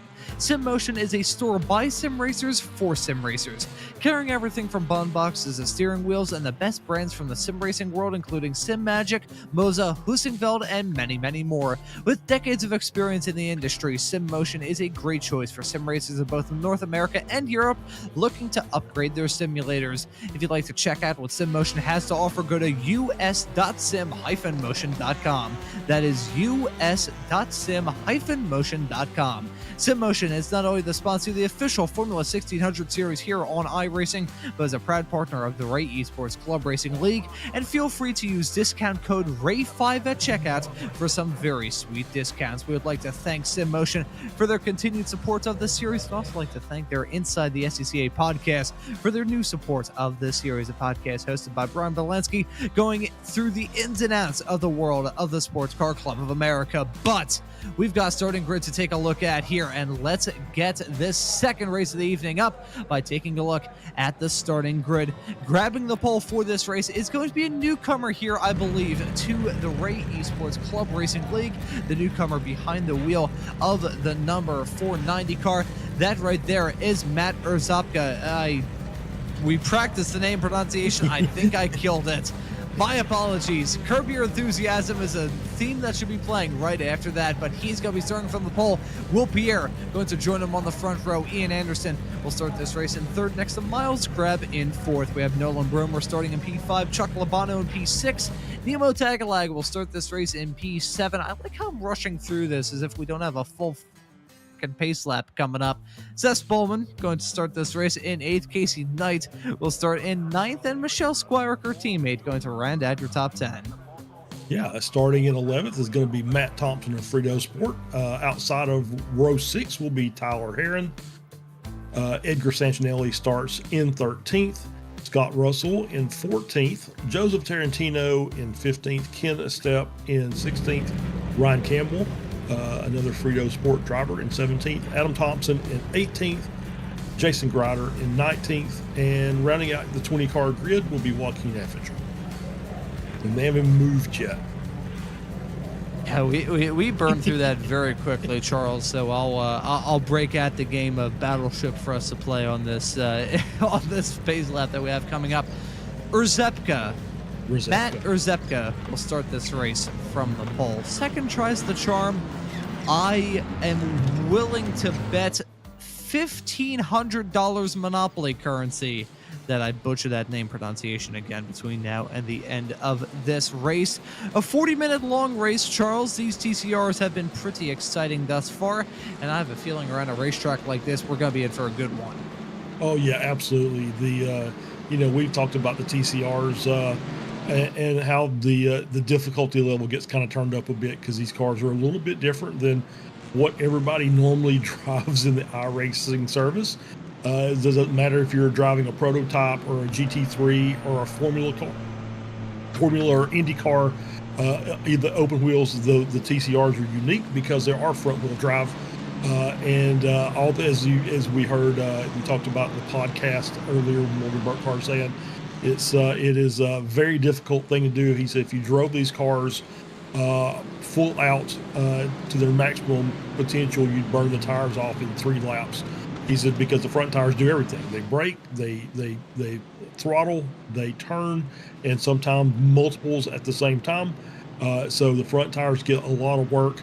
That being said, that they don't come up to 10 very quickly. So the first couple of corners are going to be a bit sketchy, as it was in the MX5 race. So we got to get those tires nice and warm, get the brakes nice and warm, and then we can do some fine side-by-side racing for about 30-40 minutes or so. And this race certainly going to be intense. Won't have to worry about any sort of extracurricular nonsense that some other races usually have to deal with. It's just going to be a straight up 40-minute long race. These drivers looking to try and get the best results that they can. Erzapka, the newcomer to this series, looking to impress in that 490 car, and based off his qualifying performance, certainly going to have a good shot to do such a thing. Just touching on the lap times that we saw from those drivers in that session, it was a 1 minute not 1 minute. Wow, that would be quick in a TCR. A 2 minute 14.8. Man, imagine a 114 in a TCR car. My TCR car makes 1,500 horsepower and it breaks the speed of sound. But Rzepka, but it can't make the corner. Pretty quick. Yeah. Oh yeah. Comes out for the corners. It's just skating. Yeah. Have an unlimited amount of downforce. I forget what car it is in Assetto Corsa that's based off the Tatuus old F4 car. It's a mod that someone did that makes like some ludicrous amount of horsepower. You can break the speed of sound in third gear, and you can go around the hairpin at Monaco going about 200 miles an hour. That would be an odd experience on the iRacing platform. That has that basically disobeys the laws of physics. Yeah, I think honestly, I mean, Charles, you've been tuning into some of the Formula V broadcasts, which, by the way, you can catch every single Saturday here on SMB. Some of those collisions with the Formula Vs defy the laws of physics, defy the laws of nature, defy the laws of just about everything. It's anyways, I think before we get lost up too much talking about some of the odd physics that you can occasionally see on the iRacing platform, let's get things up and rolling from the second race of the evening. We've got a newcomer on the pole, a veteran of the series joining him on the front row, and 40 minutes of racing action set to begin right now. The green flag is out and the drivers are on their way, heading down that start finish straightaway off into turn number 1. Let's see who's going to have the good run coming through the bumps. You can see Rzepka on the inside line. It's very, very close between these drivers, finishing at 3 and 4 wide, a little bit farther in the back as well. Will Pierre trying to get that move done on Rzepka to take the race lead. It's going to be side-by-side fight between those two. Hang off into turn 3. Matt Rzepka, though, going to withstand that challenge. Looking Nolan Gromer in that Taco Bell car, nearly getting bombed off the road. Not close enough for him, as that was himself, and I believe Chuck Labano nearly coming to blow. Some drivers running off the track already coming out of turn number 5, but a very clean start nonetheless. Yeah, absolutely. Great start. It looks like everybody's everybody that started the race is still rolling, and they're still all in the pack. So nobody killed. A little check up there into the hairpin.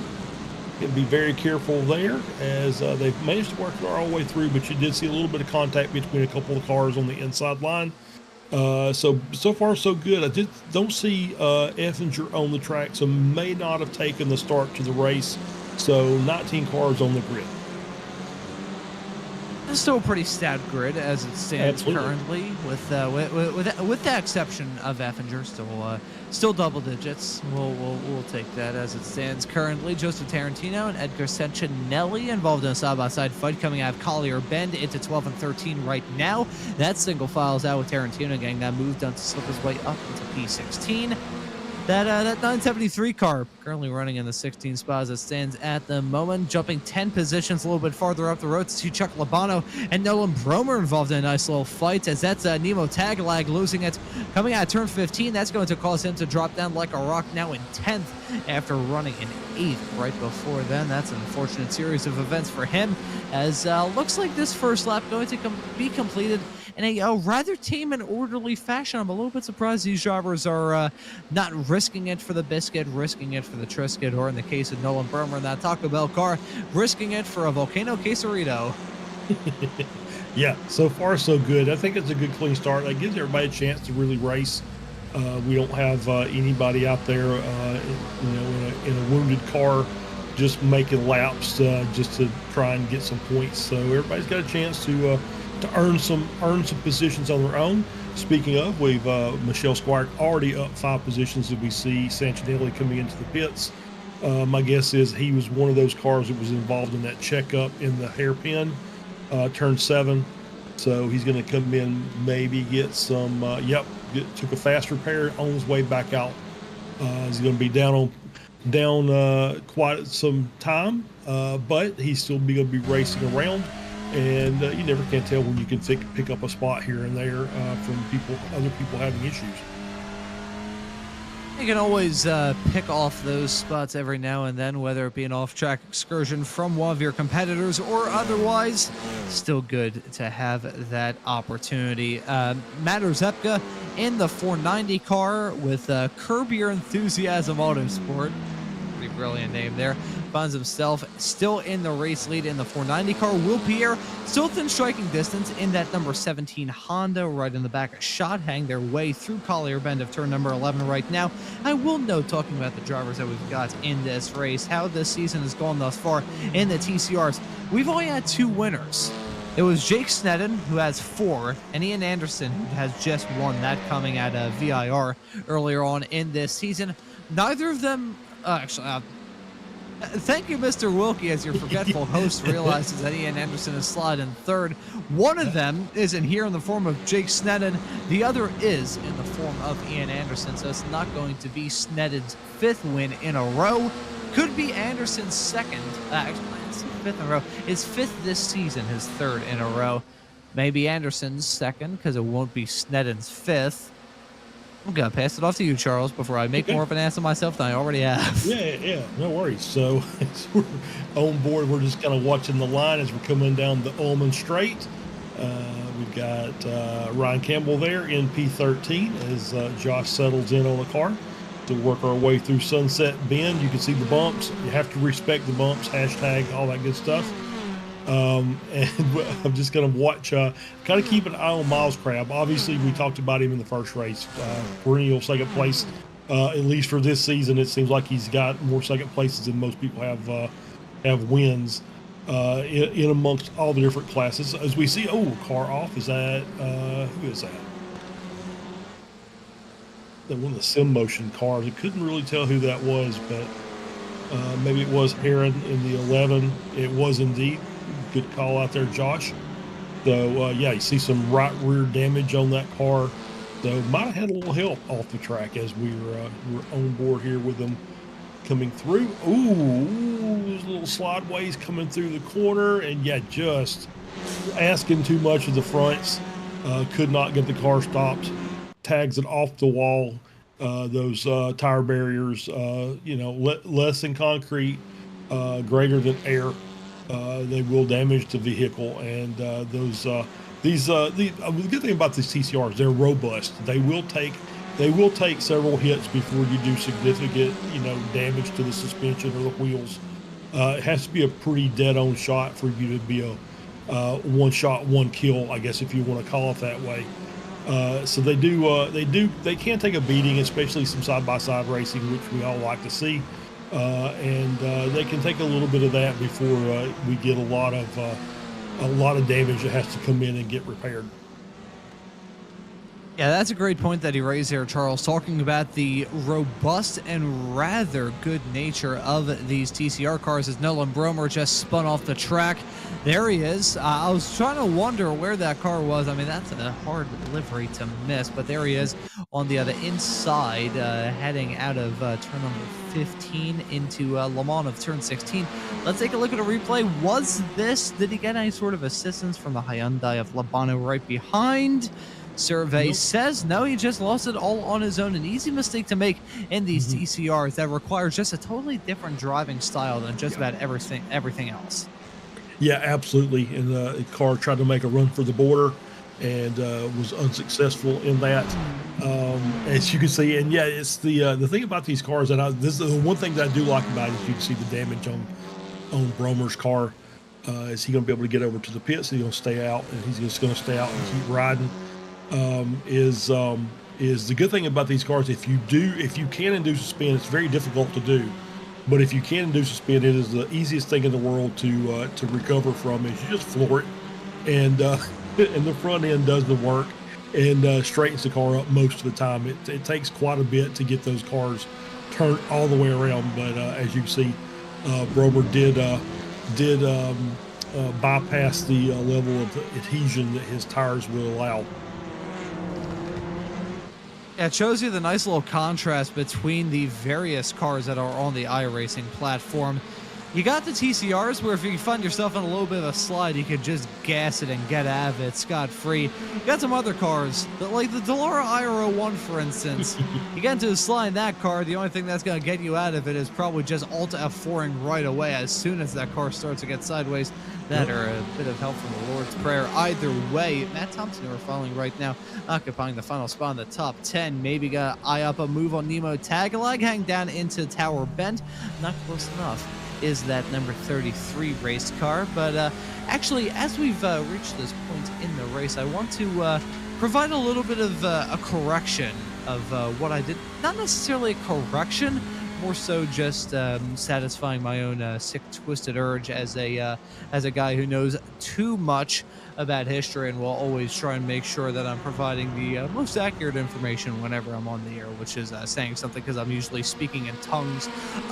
So I said earlier on that the final alteration to this track was really made back in the 90s when they added in the what is now the turn 7 hairpin and tightened it up a little bit from the runoff area that you see right there that used to be the old layout. It was 1998, so I guess I was kind of on the nose there in that regard. It's still an absolute gem of a racetrack here, and got a good feeling for it as it stands currently. And Will also knows that current version of turn 7 that we see right now was only added back in 1997. So I guess the more you know about the world of racing history, Nemo Tagalog gonna get shuffled back down to P11 as Matt Thompson sweeps around the outside, hang down into turn 1 to get the move done to break his way inside of the top 10.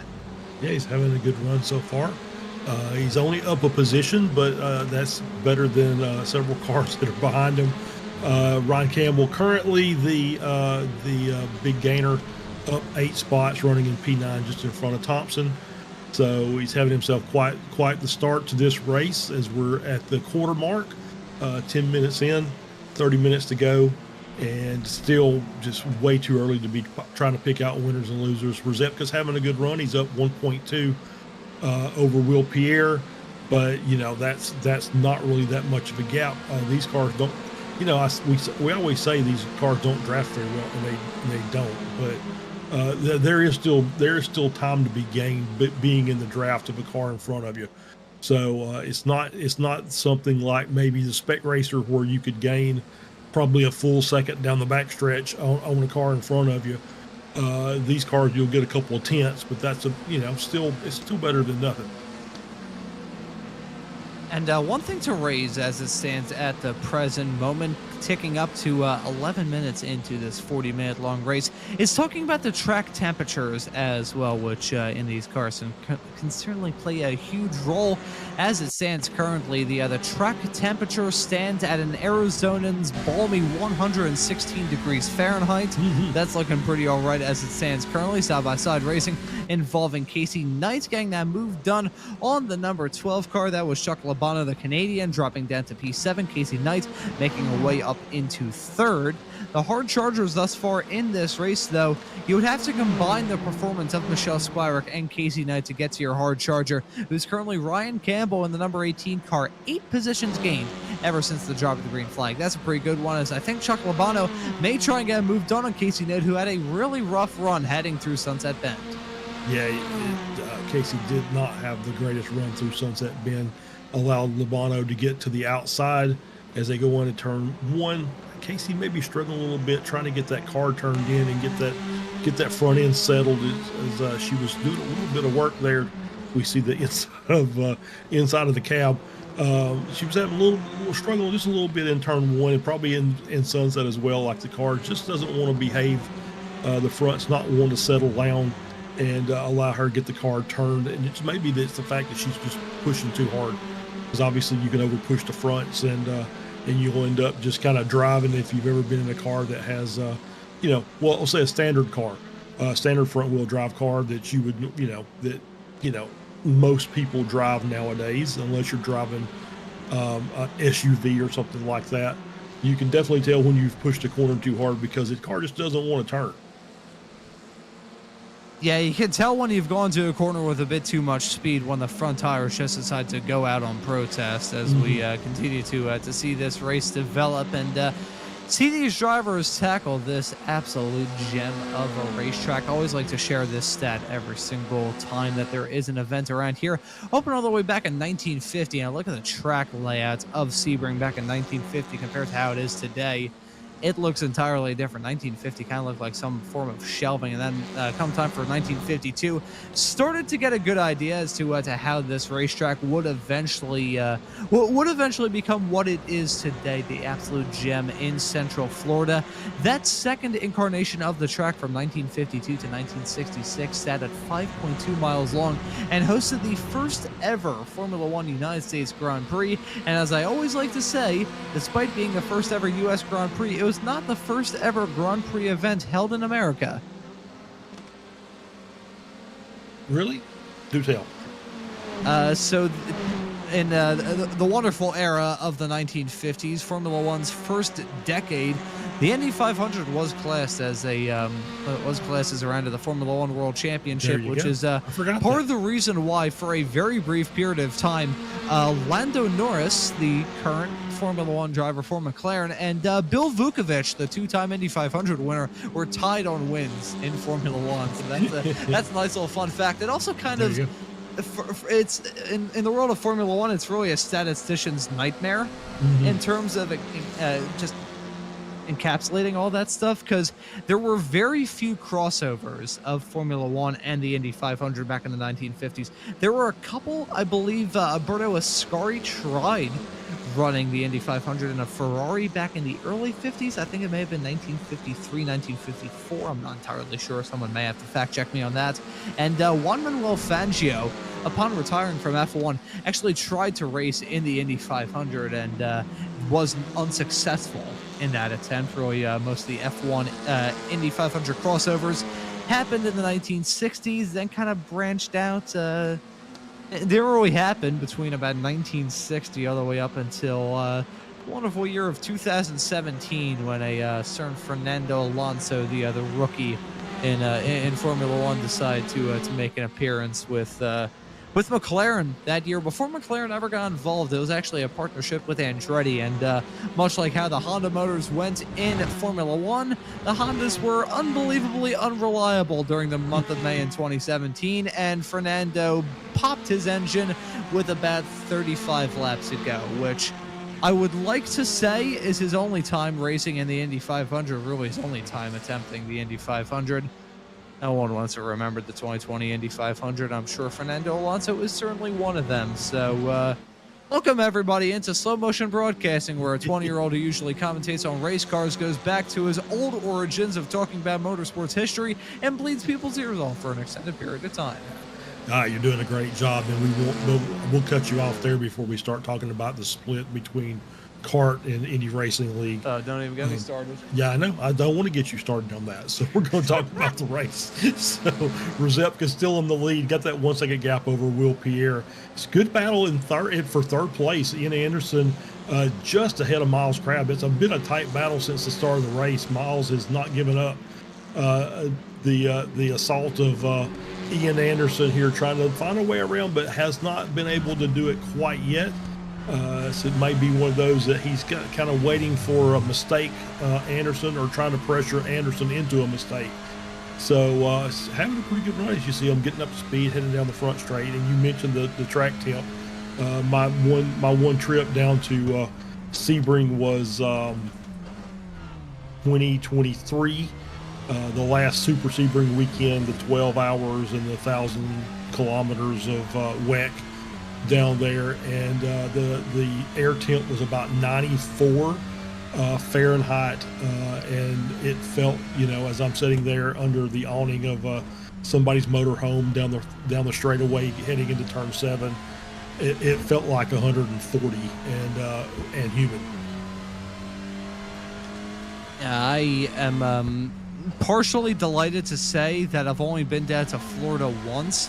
It was in 2005, unless I'm very much mistaken. My father had to go down there for a business trip to some sort of meeting that Pep Boys wanted him to have around Disney World, some sort of team building exercise, which I'm pretty sure was also a trip in which he told one of the other East Coast managers at Pep Boys to to take the new healthcare policy and shove it. Albeit that's a story that I think I need to have Dad share on a broadcast at some point. That did actually happen, and the whole story is one that I like to share many times myself. But he's a better storyteller than I am. I just yap about race cars. Very happy to say that I've only been down to Florida once. It was back in 2005. I don't remember anything from it, and I'm kind of glad I did, because unfortunately for myself, my mother, and my father, we flew on Frontier Airlines, so I'm very happy that I escaped from that trip with my life. Ian Anderson running in the final podium spot as it stands currently, finds himself about 6 seconds back of Will Resepka in the race lead. It's a joke. It's a joke here. I may need to lawyer up. Anyways, the 490 car still in the dominant race lead. Yeah, 490 still doing well, still running up front. Pierre's doing a really good job of just kind of matching the pace. These two cars are about 6 to 7 tenths faster than that pair that's in P3 and 4, Anderson and Crab.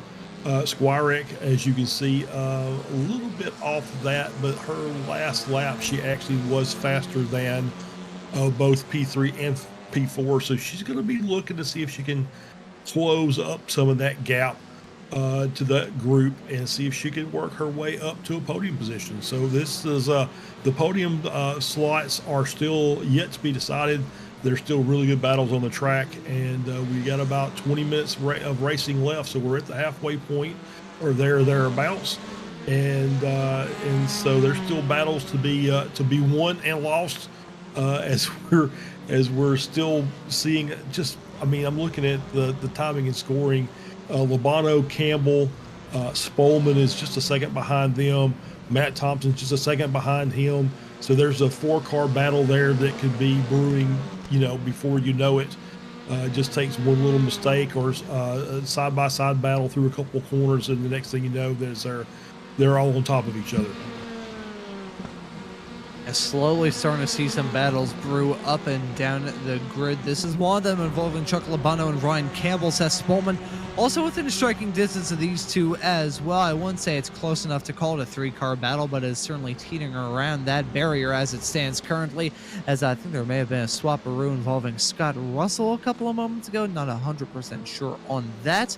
You can see these cars heading down the back straightaway. The Ullman straightaway, I don't know why every single time I hear the Ullman straightaway, I think of the Ullman brothers, but that's neither here nor there. Oh, Ryan Campbell blinking in out of existence wildly there. That's clearly the UFO activity continuing here at Sebring. And, funny I mentioned that.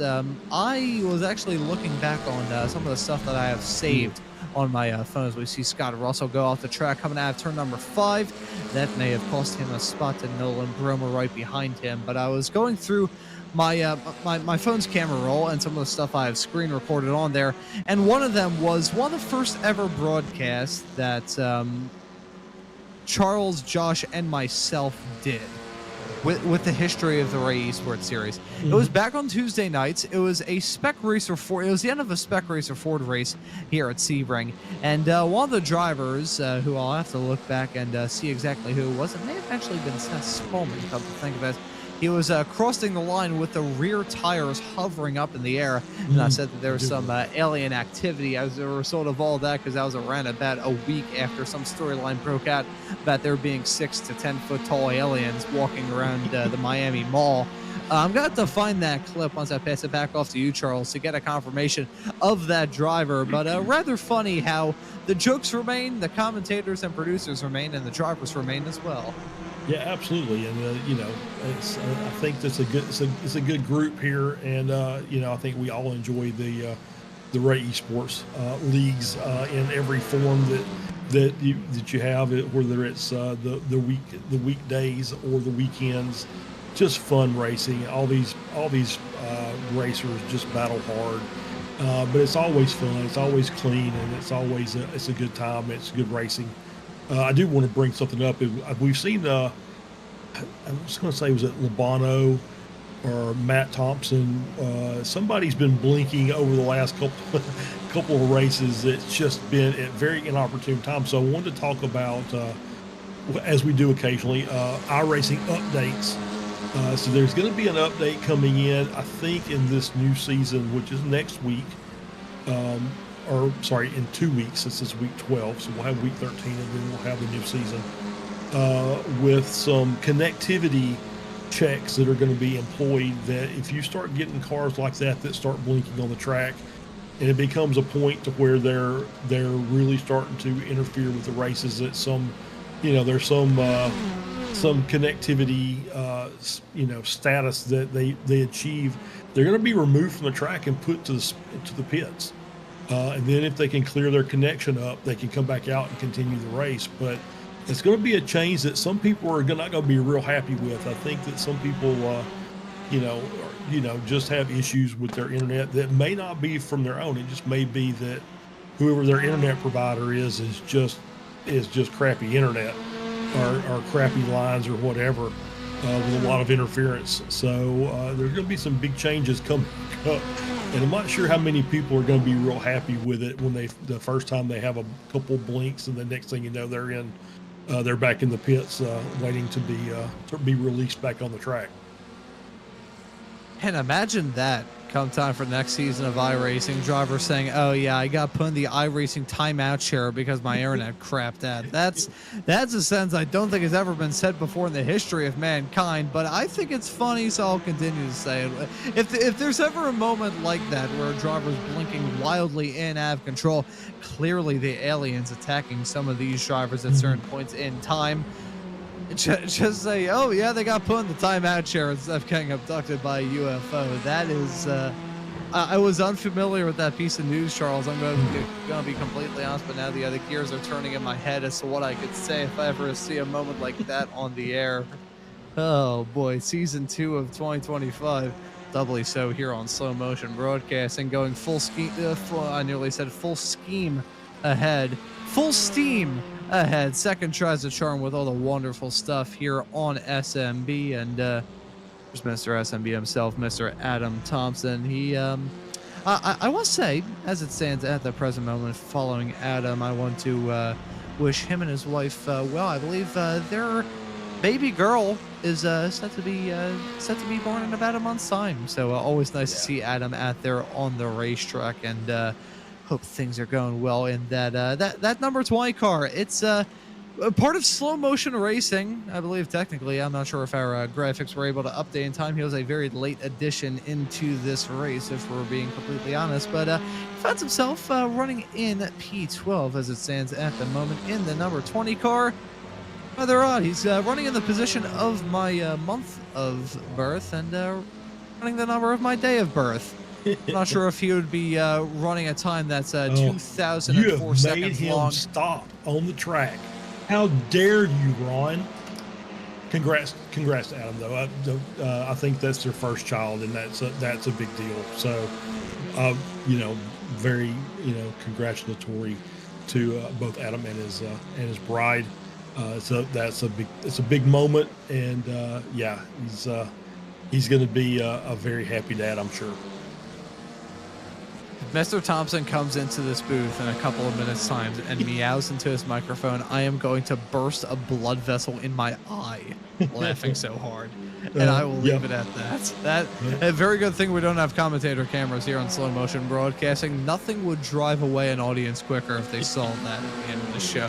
But here's a fight going on with Miles Crab and Ian Anderson. They're covered by less than 0.2 of a second, heading their way down into turn 15. This is the closest battle that we have on the racetrack as it stands at the present moment. Crab and Anderson giving us a very good fight to talk about. Miles Crab, I gotta imagine he's gonna be happy if he finishes this race outside of P2, because at this point those silver trophies are probably starting to tick him off.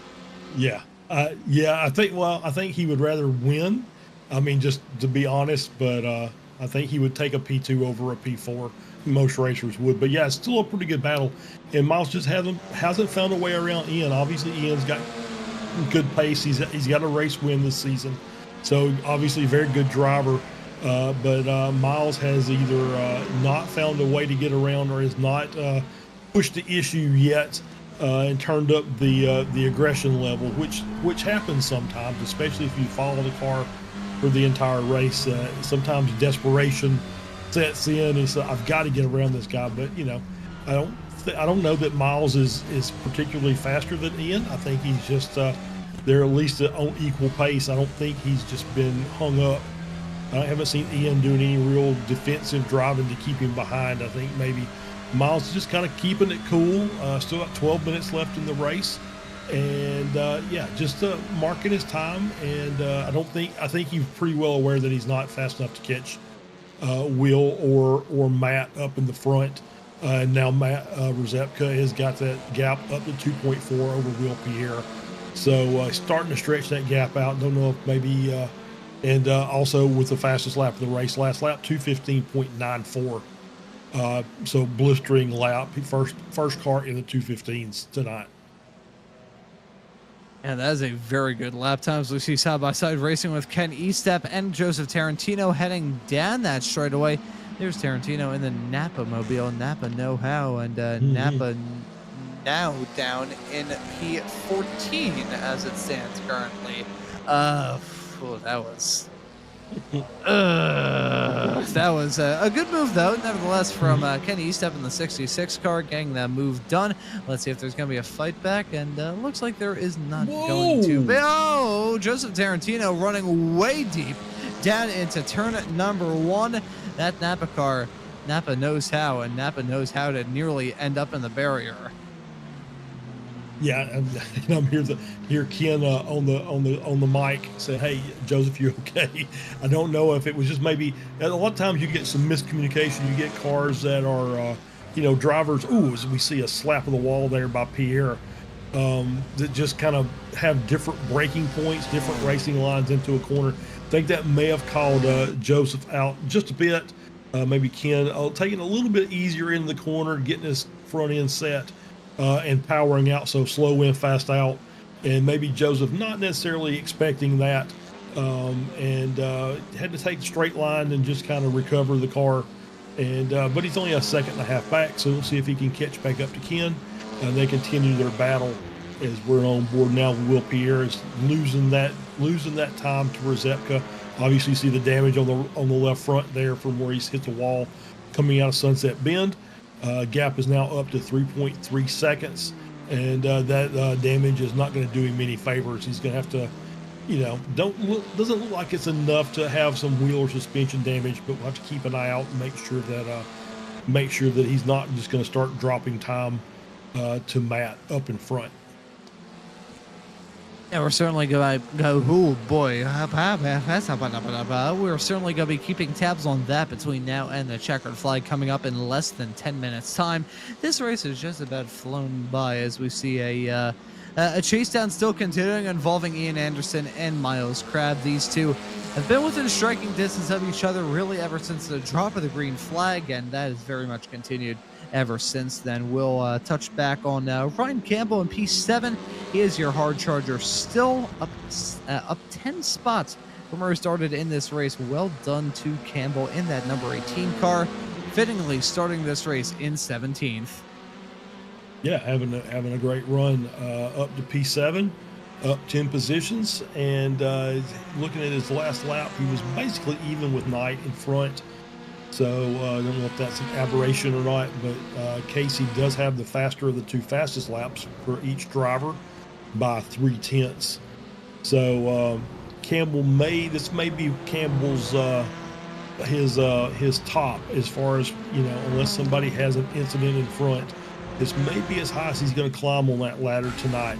But still, up 10 positions is a good run, so nothing to be sad about for any stretch of the imagination. As we're still on board, them headed down the Allman Straight. And by the way, let the old guy tell you, it's Allman Brothers, A-L-L, not Allman, U-L-L. Yeah, I think that may be my Philadelphian pronunciation messing with me a little bit. I mean, let's just go through the list here. Water. Water? Water. I would like a nice water bottle for this broadcast here on Slow Motion Broadcasting today. Good evening, everybody. My name is Ronald Walter Maunz here with this broadcast. I really should not have just dropped my full legal name there. Hopefully no one tuning into this broadcast is looking to steal my identity. We're going to swiftly and abruptly move on and talk about Casey Knight running in the 6th spot as it stands currently. Those two cars, which despite the fact that the other graphic always says that they're part of a different team, they always have the matching livery, so I always like to call them as teammates. Michelle Squirick and Casey Knight running in P5 and P6. They've both put together some rather quietly all right races. Michelle Squirick not showing the same pace that she showed in the Mazdas, but I believe this is her first time running in the TCRs thus far this season, so a pretty valiant effort for the number 75 car. Yeah, absolutely. Yeah. P5 having a good run, up 5 positions, so has made up some ground. Yeah, just, once again, these cars are kind of a creature of their own that you kind of have to get used to. So I wouldn't expect Michelle to come out here and set pole times with her first time. It's not saying that she's never driven the car before, but obviously doing practice and running officials is a little different than running in a club or a league race where you've got, pre-season cars. But, she'll figure it out, and she'll be the better for it as the more laps she gets in with this competition. As she's headed down the Ullman Straight, you can see that's Tarantino in front of her that's running a lap down. So she'll be trying to work her way around. As you see also P3 and 4, Anderson and Crabb up in front of Tarantino have already cleared the lap car. And Michelle has made her way through Sunset Bend down the front straight at the start-finish line with 5.5 minutes to go. And the gap is closing ever so slightly. She picked up about 0.8 that lap. So she is closing the gap. Don't know if there's going to be enough time to make up that 4-second gap to Crabb and Anderson. Obviously, if they start fighting amongst themselves and battling through corners, that'll make that a lot easier. But once again, Miles hasn't done anything to show that he's going to start really pushing the issue yet. So he may once again just biding his time as they head down toward the hotel at turn 7. Yep, safely through, and the gap remains the same as Michelle has picked up a 10th or 2 down that long straightaway, and the gap up to the front is now grown to 4.3. So Rzepka is stretching that more, and I think that maybe the damage on Pierre's car is really starting to hurt him. Yeah, potentially. I certainly wouldn't rule that out at all as we continue to see Pierre drop back in that number 17 car. Got some nice looking liveries in this series. Should be noted there as well. Ian Anderson running the very pretty Sim Motion car, running in 3rd as it stands at the present moment. That 147 car probably not going to grab his 2nd win of the season, but certainly going to give it the old college try in the process. Pretty solid performance, we gotta say. Yeah, for sure. Rzepka at the front of the field has also been very impressive in his series debut. Lots of drivers putting in some good performances up and down the grid as it stands currently. Less than 4 minutes left to go, so probably on 2 or 3 laps left in this TCR race here this evening for the Ray Esports Club Racing League. And to all of you tuning into this broadcast here tonight, we hope you've enjoyed the racing action thus far. And if you have, how about you hit that subscribe button and the notification bell, because we are on the final push to make it to 1,000 subscribers, currently at 955 as it stands currently with this broadcast here on March the 5th of 2025. So who knows? Maybe come time for the end of the month, we may be able to break 1K. It's still Rzepka at the front, Will Pierre slot in P2, Ian Anderson riding at your podium in 3rd as it stands at the present moment. The fight, though, between Anderson and Krebs still going to be close all the way to the line, but one thing is for sure, Rzepka in his series debut making a really big statement. Yeah, absolutely. Having a great run on his debut race here. You have good races like that on your first one. You might get the invitation to not come back next week. So we'll see if we'll see. I'm sure that he's had some good fun, and I think there's a couple of drivers who are not here tonight that probably will give him a run for his money once they come back So yeah, it's a good opening outing for Rzepka. Obviously, Will Pierre, no slouch back there running in P2. And the gap is still closing down a little bit to Squirek up to Crab is now 3.3. So she is still closing that gap. I did see Crab kind of stick his nose out down the front straight last time, and we should be coming up to the white flag this lap. So we'll see if Crab is going to turn up the wick and make a move. And just quickly going to share a story from my own karting days in terms of telling competitors not to come back. Went to my first ever event for the Northeast Pennsylvania region of the SCCA, running an autocross event there. Me and my buddy Robbie Campbell ran in that event in the junior karts, finished 1-2 in packs, 1-2 in raw time, and 1-2 in class. Packs, for anyone who isn't familiar with autocross, is basically rubber banding in racing terms, which is rather iffy, but I'll leave it at that. Side-by-side racing, though, with Ian Anderson and Miles Crab heading down into turn 17. Look at this. There's going to be some close quarter stuff with these two Hondas coming right to the white flag. Who's going to get that move done? Will it be Crab or will it be Anderson hanging on? It's going to be Crab slipping his way up into third. Very, very nice. Briefly wrap up that. Actually, nope, I don't think I'm gonna have the time to wrap up that story. Anderson going for the dive, heading down into turn number 1. Casey Knight and Michelle Squirek on the white flag lap as well. The side-by-side fight still brewing between Crab and Anderson, heading down into turn number 3. Look at that Miles Crab gang hung out to dry on the outside line. Will he be able to hold his own and remain in third? Let's see. Heading through turn number 5, it's gonna be a drag race between these two, heading onto this back flat-out blast through Big Bend of turn at number 6 right now. Ian Anderson, the 147 Honda, having a drag race with himself and Miles Crab in the 131 Honda. Let's see which one of these Hondas is going to be the one prevailing. Heading down into turn 7, the hairpin. Miles Crab gets it done on the braking zone, but Anderson still getting a very good exit in that 147 car. This is going to be very, very close, I think, heading down into turn number 10. Look at Anderson. He's fighting it on the inside line, heading down into the corner. Contact nearly being made before they go into the brakes. Anderson going for the dive in the 147 car. That is some close quarter stuff. Will he be able to clear him? Yes, he does clear him in the span of a couple of moments, but Luke has got involved in this fight. It's Michelle Squirek. She's within striking distance if these two drivers come to blows, which, considering how hard they're battling, I certainly can't rule it out at all. Meanwhile, at the front of the field, Rzepka on track for his win on debut, has a quarter of a lap left to go. And it only means one straightaway and one corner. But for Matt Rzepka, that is going to be the win for him in the 490 car. Back for this battle. Look at that. Anderson, a little bit slow coming out of turn 15. I think he clipped that curb in the wrong way. Got himself a little bit sideways in that Honda. A little bit slow in terms of top speed. Let's see how this is going to shake out. Going to be a 3-wide fight to the line, I think, in terms of those racers. But Rzepka in the 490 car making a series debut here in the Ray Esports Club Racing League. Got to take the checkered flag to win it here at Sebring. It's a big gap back to Pierre. But here we go. Look at that. Crab and Pierre. My apologies. Crab and Anderson side by side, heading their way down into turn 17. Miles Crab fighting back on the inside line. Look at Michelle Squirek, though. She's going to take that run. This is going to be a 3-way fight right to the line. It's going to be Miles Crab holding on to that final podium spot. Michelle Squirek sneaks her way up into 4th. Ian Anderson dropping down to 5th at the end of this race. Charles, holy cow, what a finish. Yeah, there's a lot of running around in the line, and then all of a sudden they say, you know what, let's do some racing on this last lap. And that was a great battle.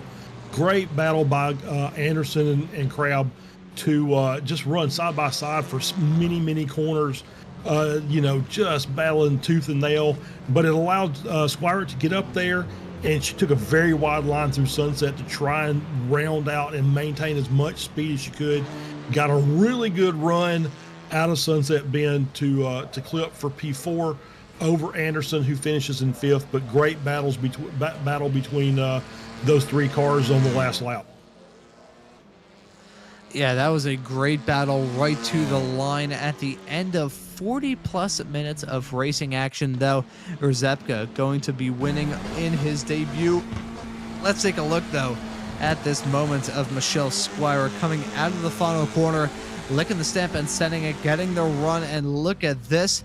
That was very close. I think she had to check up a teeny tiny bit to avoid giving a bump draft to Miles Crab, But if that so happened to not happen, I think Michelle Squire would have found herself grabbing P3, which would have been a sneak attack to end all sneak attacks. There is the end of the racing action here this evening. Charles Zepka went on a very good debut to grab the checkered flag. Some pretty good drives all around at the end of this race, waiting to get those results loaded up in just a couple of moments time. Then probably have some chats with some drivers before we wrap things up this evening. I can already see some drivers popping into the interview waiting area, so I think we will have to accommodate them with open arms, milk, and cookies as well.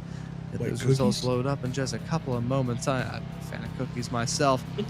Fan of here's a question, Charles, for you. In terms of cookies, I've seen some people who are usually more of a fan of oatmeal raisin than chocolate chip. Are you a part of that brigade or no? You know what? I do like oatmeal cookies, but I like oatmeal cookies with chocolate chips. How's that? There we go. A mix of the two. I gotta say, oatmeal raisin cookies, pretty good. I can definitely get down with a good oatmeal raisin cookie from time to time. Chocolate chip though, absolutely undeniable. Get one of those. Beautiful. Very cool. So actually, you know, as we're talking about cookies, we'll call reverse donuts we'll call it a cookie. There we go. That's not a very actually I think it does kind of fit in a rather odd way. So I think unfortunately here on Slow Motion Broadcasting, our supply of WD-40 is running a little bit low, so we're trying to get these final results up for you at the end of this TCR race. I'm not sure. Josh, are we gonna have to do this through the live timing right now, or? I think that's what we're gonna have to do. Yep, I think that we had the similar thing happen to us for the other Formula V's a couple of days ago. So the live timing software occasionally a little bit duffy from time to time. The SDK graphics, which are rather good here on Slow Motion Broadcasting. I wonder as one of the other co-owners of SDK. I'm not gonna say anything more. But Matt Zepka ends up winning this race in the 490 car when everything is said and done. Will Pierre going to be slotted in P2. Miles Crab will round at your podium in third. Michelle Squire going to be taking the checkered flag in fourth. Ian Anderson finishes right behind in P5. We'll note the fact that those four drivers were covered by about a tenth and a half at the end of that race, even less than that. That is pure unbridled madness with those racers. Casey Knight going to finish right behind in sixth. Chuck Labano. Ryan Campbell going to finish in seventh in front of Chuck Labano in eighth. Ryan Campbell, the hard charger at the end of this race as well. That's Matt Thompson and Nolan Bromer running at your top 10. Yeah, Edgar Santinelli finishes in 11th. Seth Bowman in 12th. Ken Estep had a good run, finishes in 13th. Joseph Tarantino in 14th. Jason Grider in 15th. Nemo Tagalag in 16th. Adam Thompson, 17th. Ron made him run away. Scott Russell in 18th. Tyler Heron in 19th. And Joaquin Effinger did not take the start and will finish 20th. And so those are your results at the end of this race here at Sebring, the second of two races this evening. And at the end of it, it is won by Matt Zepka. I'm not even sure if he's in the Ray Esports Discord server, let alone the one here on Slow Motion Broadcasting. However, we do have the driver that chased him down from the drop of the green flag all the way to the fall of the checkered, just was unsuccessful in his challenge. We got Will Pierre waiting up there in the interview waiting area. Charles, would you like to have a chat with our P2 finisher at the end of this TCR race? I can, but I did the only interview in the first one. You want to do this one? Okay, I'll take the second interview. Have a chat with Will Pierre at the end of this race. Will Pierre, welcome into the commentary booth. Well done on the P2 result here at Sebring. Talk us through the race that we just saw. Let's see. I got home pretty late last night, so I didn't have much time to practice. I put like 10 laps in, modified my Laguna Seca setup, and kind of sent it. So I'm pretty happy with how I drove. I made a few mistakes that kind of added up to a pretty big gap. And then I hurt the car, so I kind of just settled into P2 and rode it out to the finish. I'm going to immediately ask you about running a setup at Laguna Seca and trying to modify it for a race at Sebring. I'm not really sure the best way I can describe that. That's like seeing a bowling ball and like, it's a very nice bowling ball, but I want to turn this into a baseball. That doesn't seem like it would go very well, but it seemed to work out rather okay for you. So without revealing the other cards in your hand, I want to ask you how you managed to adapt to a big setup change like that. I kind of just started off by making it a little more conservative and softening it up because Sebring is a very bumpy track. And then I kind of just added in a little bit more rotation from there on over the course of like 4 or 5 practice sessions with maybe a few laps each. And then got it to a point where it was good enough and then went to bed. Alrighty, fair enough, man. I can't I can't knock you for the bedtime. I think with a little more practice, I could have done better, but I'm pretty proud of what I did with the equipment I was given. I can't stand the baseline setups because they just don't rotate at all. Yeah, I can imagine it's like trying to steer a truck in the Honda. I'm pretty sure I have the Hyundai Veloster. I'm not really sure if the other baseline setups hold true with that car as they do with the Honda, but that's usually what I've had to stick with. Whenever I end up trying to make my own custom setup, something goes desperately wrong. I like gain a couple of tenths and it's like, okay, here's a good change that I can make, and then all of a sudden it feels like my inside rear tire is like 2 feet off the ground every single time I'm going down a straightaway. So very good reason why I'm usually behind a microphone instead of behind a wheel or even behind the other tuning desk on iRacing. I will leave it at that. But well done on grabbing a P2 with a little practice and a setup that's about as hodgepodge of an affair as you could possibly get. I will ask you about the next race of the season, the final race of the season here for group number 3 coming up in about a month's time. Going to be making our final trip for these TCRs to the other wonderful land of Long Beach. So how's that race going to be for you in about a month's time? You'll never guess, but I haven't driven Long Beach on iRacing, so... Oh boy. It'll be probably practice the last minute and hope for the best. If I have enough time, I'd like to get like 2 or 3 hours of practice and maybe modify a setup to make it... see if I can get a VRS setup or something. But yeah, I'll just try my best, do as much seat time as I can, and hope it works out. Yeah, certainly seat time going to make a huge difference in this race coming up for the final round of this season. But hey, Will, thank you so much for joining us in the commentary booth. Well done on the P2, and excited to see you back out on the racetrack wherever it is in the not too distant future, man. Thank you for joining us. All right, thank you. Have a good night. And that right there was Will Pierre. We also got Miles Crab up there in the interview waiting area, but I think we're already running short on time, so I'm not sure if we will be able to have a chat with him. So I think, Charles, I'm going to ask you real quick about that next race at Long Beach. Holy cow, that's going to be a wild one. That is going to be a wild one. Obviously, Long Beach.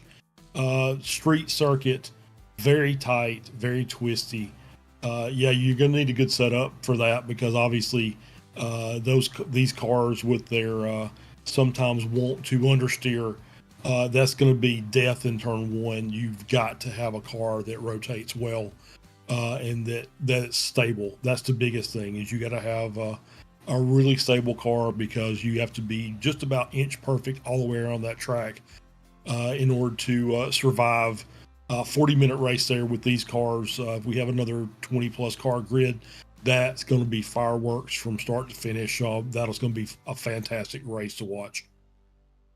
And Long Beach going to be a rather gorgeous backdrop to bring this Group 1 season to a close on March the 26th here on Slow Motion Broadcasting. You can catch the racing action from this Wednesday night Ray Esports Club Racing League season every single Wednesday evening. You can also catch the action on Tuesday nights in the form of the American Muscle Series. That's some pretty good action with those old Mustangs. They have some pretty awesome racing action. You also got the action that you'll be able to catch on Wednesdays, as I mentioned a couple of moments ago. Come time for the weekends, though, when it comes to the action from the Weekend Warriors, we have got you stacked with season finales coming up this weekend. We're going to be crowning champions in the Formula Vs on Saturdays here on SMB at 2:10 p.m. Eastern Standard Time. Then you can catch the action from the Formula Fords and the Spec Racer Ford Weekend Warriors as well. And when that ends on Sundays, don't fear, because XSLR is here, the Cross Series League Racing Championship.